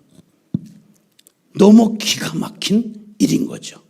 자, 여러분, 이렇게 이 비참한 시기가 우리에게 다가와 무섭고도 놀라운 일, 하나님의 말씀을 저버린 이 저주와 같이 하나님의 말씀을 저버린 그들에게 하나님은 정말 말로 다 할 수 없는 끔찍한 경고를 하셨어요. 사람이 당할 수 있는 거 여러 가지, 포로로 끌려가고 매 맞고 가난하고 병들고 이런 것도 그렇다고 할 수 있지만, 여러분, 인간, 영혼을 가진 인간에게 제일 무서운 저주가 뭔지 아세요? 아모스 8장 한번 가보세요. 하나님이 이 무서운 저주를 선고하셨는데, 자, 아모스, 구약성경 아모스 8장. 아모스 8장 찾으셨으면 11절부터 13절까지입니다. 시작. 주 여호와의 말씀이니라. 보라, 날이 이를지라. 내가 기근을 땅에 보내리니 양식이 없어 주림이 아니며 물이 없어 가람이 아니요 여호와의 말씀을 듣지 못한 기갈이라. 사람이 이 바다에서 저 바다까지 북쪽에서 동쪽까지 비틀거리며 여호와의 말씀을 구하려고 돌아다녀도 얻지 못하리니 그날의 아름다운 처녀와 젊은 남자가 다 갈아여 쓰러지리라. 주여. 육신이 먹지 못해서 마시지 못해서 비참하게 기근과 기갈로 죽어가는 저 에티오피아 저 기근에 죽어가는 사람들의 사진을 보고 너무너무 안타까워서 그러잖아요. 여러분, 육신은 잠깐 육신만 끝나요. 그런데 영혼의 모습이 양식이 없어 주림이 아니요 그리고 물이 없어 가람이 아니라 여호와의 말씀을 듣지 못하는 저주가 임한다. 최고 무서운 저주가 복음다운 복음을 들어볼 수 없는 때, 이게 제일 비극이에요. 영혼이 하나님 앞에 구원받아서 하나님을 알게 된 사람에게 제일 고통스러운 게 복음다운 복음을 못 듣는 거예요. 그럼 내 영혼이 말라 비틀어져 죽는 고통인데 육신으로 당하는 것과는 차원이 달라요. 하늘이 가리워진 것 같고 하나님이 나를 등을 돌리신 것 같고 불러도 대답이 없고 하나님을 만날 길을 찾지 못하는, 여러분, 이 영적인 공황 상태에 빠질 때 여러분, 이건 어디서도 하나님을 저버렸는데 누가 도와줄 수 있겠어요? 딴 사람에게 고통을 당할 때는 하나님이 도와주실 수가 있는데 하나님에게서 등을 돌리면 누가 우리를 도와줄 수 있겠냔 말이에요. 그러니까 젊은 남자, 처녀와 젊은 남자도 다 결국은 쓰러지고 만다는 거예요. 누구도 버텨낼 수가 없다는 거예요. 여러분, 말씀을 빼앗기는 저주가 이렇게 무서운 거예요. 이렇게 무서운 거예요. 그러니까 주님께서 이 마지막 때에 이 디모데 후서는 우리에게 이 말세에 고통하는 때가 이럴 것인데, 그때에는 교회가 경건의 능력을 잃어버리고 말씀을 저버려요. 그러면 판치는 게 누구냐면 거짓 선지자들이에요. 사람들이 듣기 좋아하는 말을 성경 구절 하나 찍 갖다 빼놓고 성경하고는 상관없이 성경을 이용해서 죄인들이 좋아하는, 듣기 좋아하는 복음이 아닌 거짓 복음들을 말하는 거예요. 이렇게 되면 여러분, 이렇게 되면 꼭 독약, 여기 비소가 섞인 물을 자꾸만 마시다 보면 사람이 점점 죽음에 이르는 것처럼 살아계신 하나님의 말씀에, 하나님 말씀이 아닌 다른 것들을 섞어서 자꾸 듣다 보면 내 영혼이 파멸로 이르게 되는 거예요. 나중에는 은혜를 받을 수가 없고 무서운 영적인 저주에 걸리게 되는 거예요. 근데 요 바로 디모데 후서 3장에 가서 보시면 3장의 마지막 때에 무슨 일이 일어나냐면, 마지막 때에 바로 그들 중에 6절에 그들 중에 남의 집에 가만히 들어가 어리석은 여자를 유인한 자들이 있으니 그 여자는 죄를 중히 지고 여러 가지 욕심에 끌림 받아요. 항상 배우나 끝내 진리의 지식에 이를 수 없느니라. 사기꾼 선지자한테 속는 거예요. 복음이 아닌 것에 속아 넘어가는 거예요. 그리고 어리석어요. 자기 욕심을 채울 복음이 아닌 것들을 들으려고 막 이 세미나 저 막 프로그램 수많은 것에 거짓된 이단 사이비들부터 정통교회라고 말하지만 그 타락한 신학과 그리고 인본주의가 그냥 들어와서 사람들을 비참하게 만드는 거예요. 이런 거짓과 이런 거짓, 12절에 그리스도 예수 안에서 경건하게 살고자 하는 자는 박해를 받으리라. 세상 전체가 이 복음에 대하여, 예수 그리스도에 대하여 반항하는 시대를 지금 우리가 맞이하고 있어요. 그러니까 핍박을 받는다. 경건히 살고자 하는 자는 핍박을 받는 때가 온다. 그리고 서로 악한 사람과 속이는 자들은 악하여서 속이기도 하고 속기도 한다. 자, 이럴 땐 누가 살아남죠? 죄인들의 본성이 가득하고 신학은 있는 대로 오염이 되고 교회는 경건의 능력을 잃어버리고 사람들은 죄성이 충만해져 가지고 꼭 밧줄이 끊긴 배처럼 유행하는 죄의 유행을 따라서 막 유행 따라서 자녀들부터 해서 노인들까지 전부 먹고 마시고 타락하고 자기들의 부추기는, 거기다가 주님의 이름으로 성경을 교묘하게 인간들 듣기 좋아하는, 그들이 좋아하는 말로 속이고 속는데, 여러분, 이 혼돈의 시대 한복판에서 예수님을 경건하게 따르고자 하면 거꾸로 핍박을 받아. 이럴 때 누가 도대체 이 모든 세상 어둠을 이기고 이 속임당하지 아니하고 누가 과연 복음으로 승리할 수가 있겠느냐라고 하는 도전 앞에 서게 되는 거예요. 우리 교회는 과연 이 세상을 이길 수 있을까요? 이 거짓된 세상을 분별할 수 있을까요? 우리는 과연 이 어둠의 이 악한 영의 세력을 가득 차 있는 이 세상 말세의 마지막을 향해서 우리는 우리의 실력으로 이길 수 있을까요? 여러분, 우리 절망적이지 않을 수가 없어요. 두려움이 가득 차요. 그런데 놀라웠게 주님은 간단하게 오늘 읽은 말씀에 보면 너는 배우고 확신한 일에 거하라. 흔들리고 속이고 이거 비틀거릴 때, 너는 모두가 다 그렇게 될 때 너는 굳게 서서 배우고 확신한 일에 굳게 서라.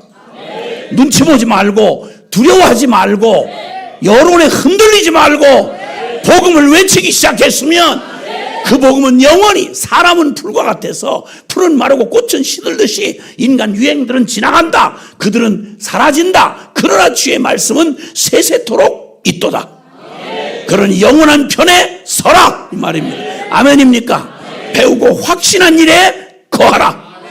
그렇게 말씀하면서 주님은 놀랍게도 하나님의 우리에게 주신 이 진리의 복음을, 하나님의 말씀, 우리가 잃어버렸던, 이스라엘 잃어버리고 제자들이 잃어버리고 교회가 잃어버렸던 하나님의 가장 큰 최고의 축복인, 바로 그 축복인 영원한 하나님의 말씀을 생명같이 소중히 여기고 이걸 굳게 붙잡으시기를 바랍니다. 지금부터 시작하면 됩니다. 어려운 거 아니에요. 멀리 갈 것도 없고 일단 성경을 가까이 갖고 다니는 거예요. 늘 가까이.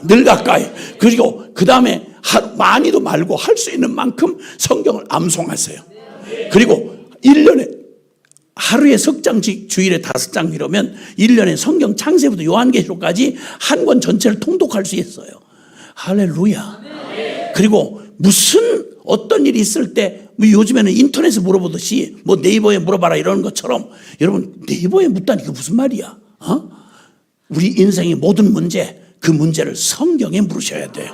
그래서 성경을 통해 찾고, 그리고 나를 위해서 주님이 좋은 또 하나님의 말씀을 가르쳐주는 분들을 세우셨잖아요.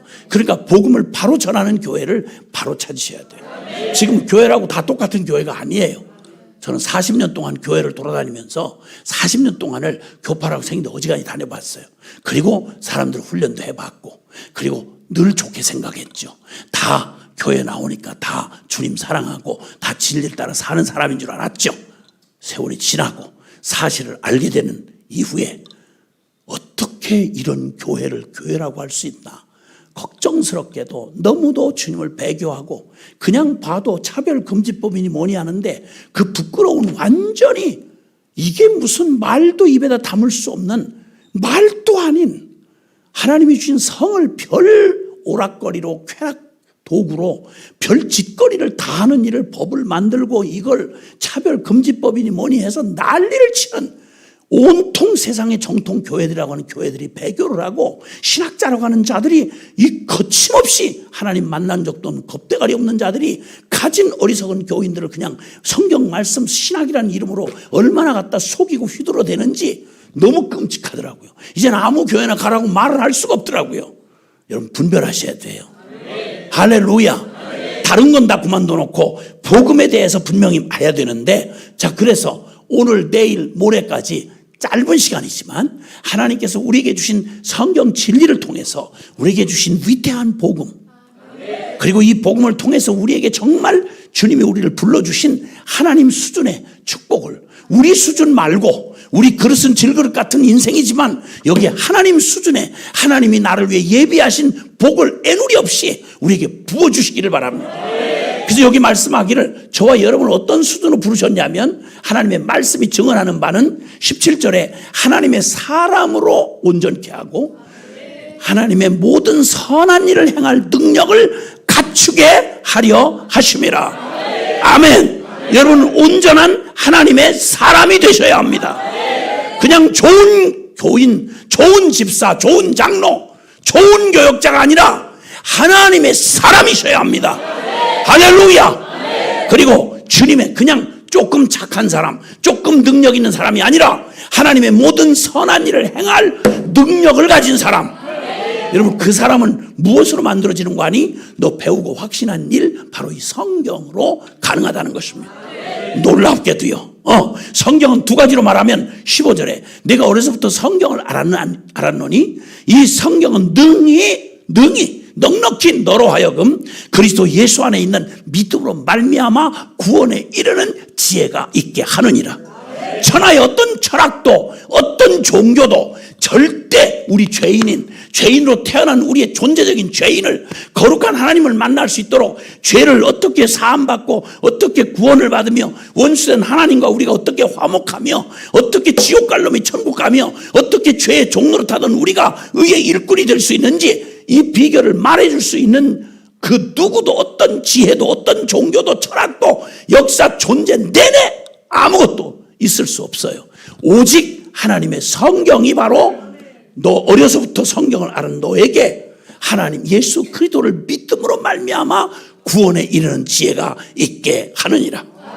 할렐루야. 천하의 어떤 철학자도 어떤 현자도 알 수 없는 이 죄에서 벗어나 해방되고 새 사함을 받고 구원을 얻고 하나님을 아버지라고 부르는 내 영혼이 구원받아서 지옥 심판에서 천국의 영생을 얻는 이 어마어마한 진리를, 이 지혜를 오직 성경이 줄 수 있다 이 말입니다. 이 놀라운 지혜를 성경에서 만나는 여러분 되시길 바랍니다.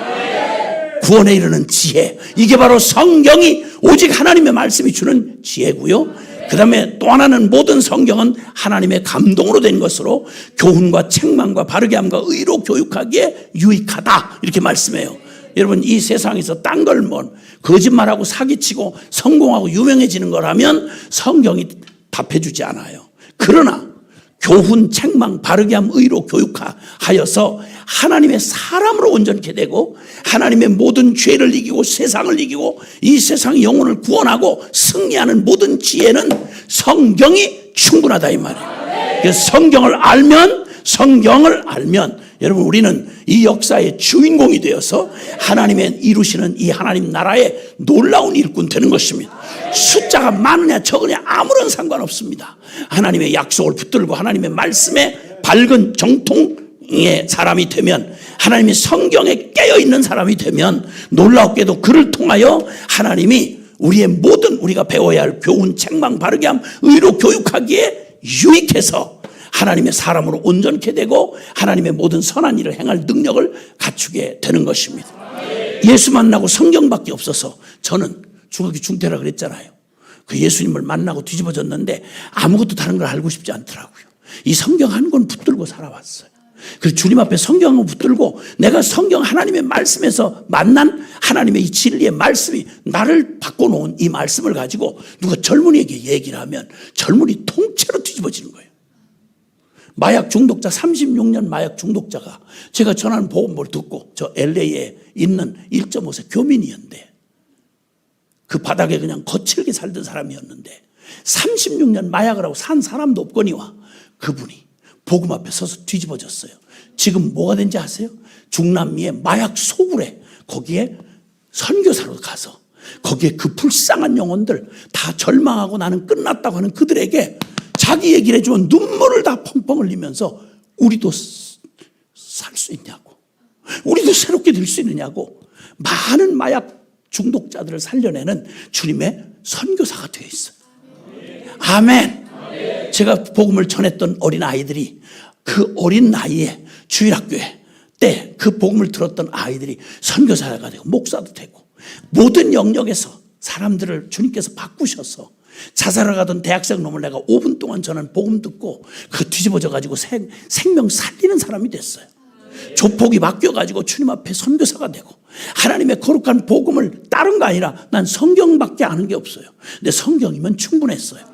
이 성경으로 깨어진 가정들이 회복되고 그리고 비루하게 살던 비겁한 인간이 뒤집어져서 한 나라를 바꾸는 하나님의 놀라운 일꾼들이 되어지고 함께 그런 많은 수많은 증인들과 함께 살아가는 복음의 증인은 저희에게는 오직 이 말씀 하나밖에 붙든 게 없는 저희 공동체가 수백 명이 지금도 급여도 없이 그리고 내일 보장도 없이 예수님 다시 오시는 그날을 위해 세계를 변화시키겠다고 헌신한 젊은이들이 주님 앞에 자신을 드리는데 우리에게 있는 건 딱 하나예요.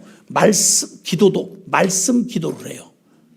그리고 언제든지 우리가 하는 모든 것에는 하나님의 약속만 있으면 비행기 값은 어떻게 해요? 먹고 사는 건 어떻게 해요? 말씀 하나면 우리 모두를 지금까지 27년 동안 한 번도 실망시키지 않으시고 하나님의 전 세계 100여 개 나라를 주님 섬기도록 하나님께 축복하시는 하나의 작은 증인이 되게 하셨어요. 오늘 이 밤에 주님께서 오늘 첫 시간 우리 주님 앞으로 오직 성경으로 돌아가자. 이 외침이 중세 암흑시대를 바꾸어서 이렇게 우리에게 오늘 전해준 이 복음의 밝은 세상을 개혁을 우리에게 이루어 준 것처럼 오늘 이 마지막 때의 절망의 이때에 우리의 잃어버렸던 축복, 최고의 축복 하나님의 말씀을 맡은 자로 이 말씀에 목숨 걸고 보물로 여기고 이 말씀으로 우리의 삶 전부를 여기다 걸 때 마리아처럼 네가 잘하였도다. 착한 편을 택하였도다. 할렐루야. 우리 하나님 살아계십니다. 오늘 그 주님을 통해서 여러분은 십자가의 그리스도를 만날 수 있고 그리고 거듭난 그 생명으로 하나님의 온전한 하나님의 사람이며 위대한 하나님의 능력을 가질 수 있도록 주님이 약속하셨습니다. 두 손 높이 듭시다. 우리 한번 두 손 높이 들면서 오 하나님께서 진리의 다림줄을 우리에게 내려주시고 너 그만하면 충분해? 괜찮아? 여러분 하나님 말씀에 대한 우리의 태도는 그 말씀을 주신 하나님에 대한 태도입니다. 말씀 사랑하셨나요? 말씀 가까이 하셨나요? 말씀이 여러분의 삶을 결정하는 주권을 넘겨드렸나요? 그 말씀으로 구원의 확신을 가지셨나요? 그 말씀이 나의 삶에 교훈, 책망 바르게 함, 의로 교육함을 우리에게 주시는 그런 살아있는 실제 말씀으로 여기셨나요? 오늘 이 밤에 주님께서 보여주고 비춰준 거 변명하지 마시고, 주님, 제가 말씀을 멀리하고 말씀을 무시하고 말씀 아닌 다른 것들을 의지했던 걸 회개합니다. 주님, 나의 전부가 되어 주시옵소서. 말씀 사랑하겠습니다. 우리 함께 다 같이 주여 함께 부르고 동성으로 기도합니다. 주여!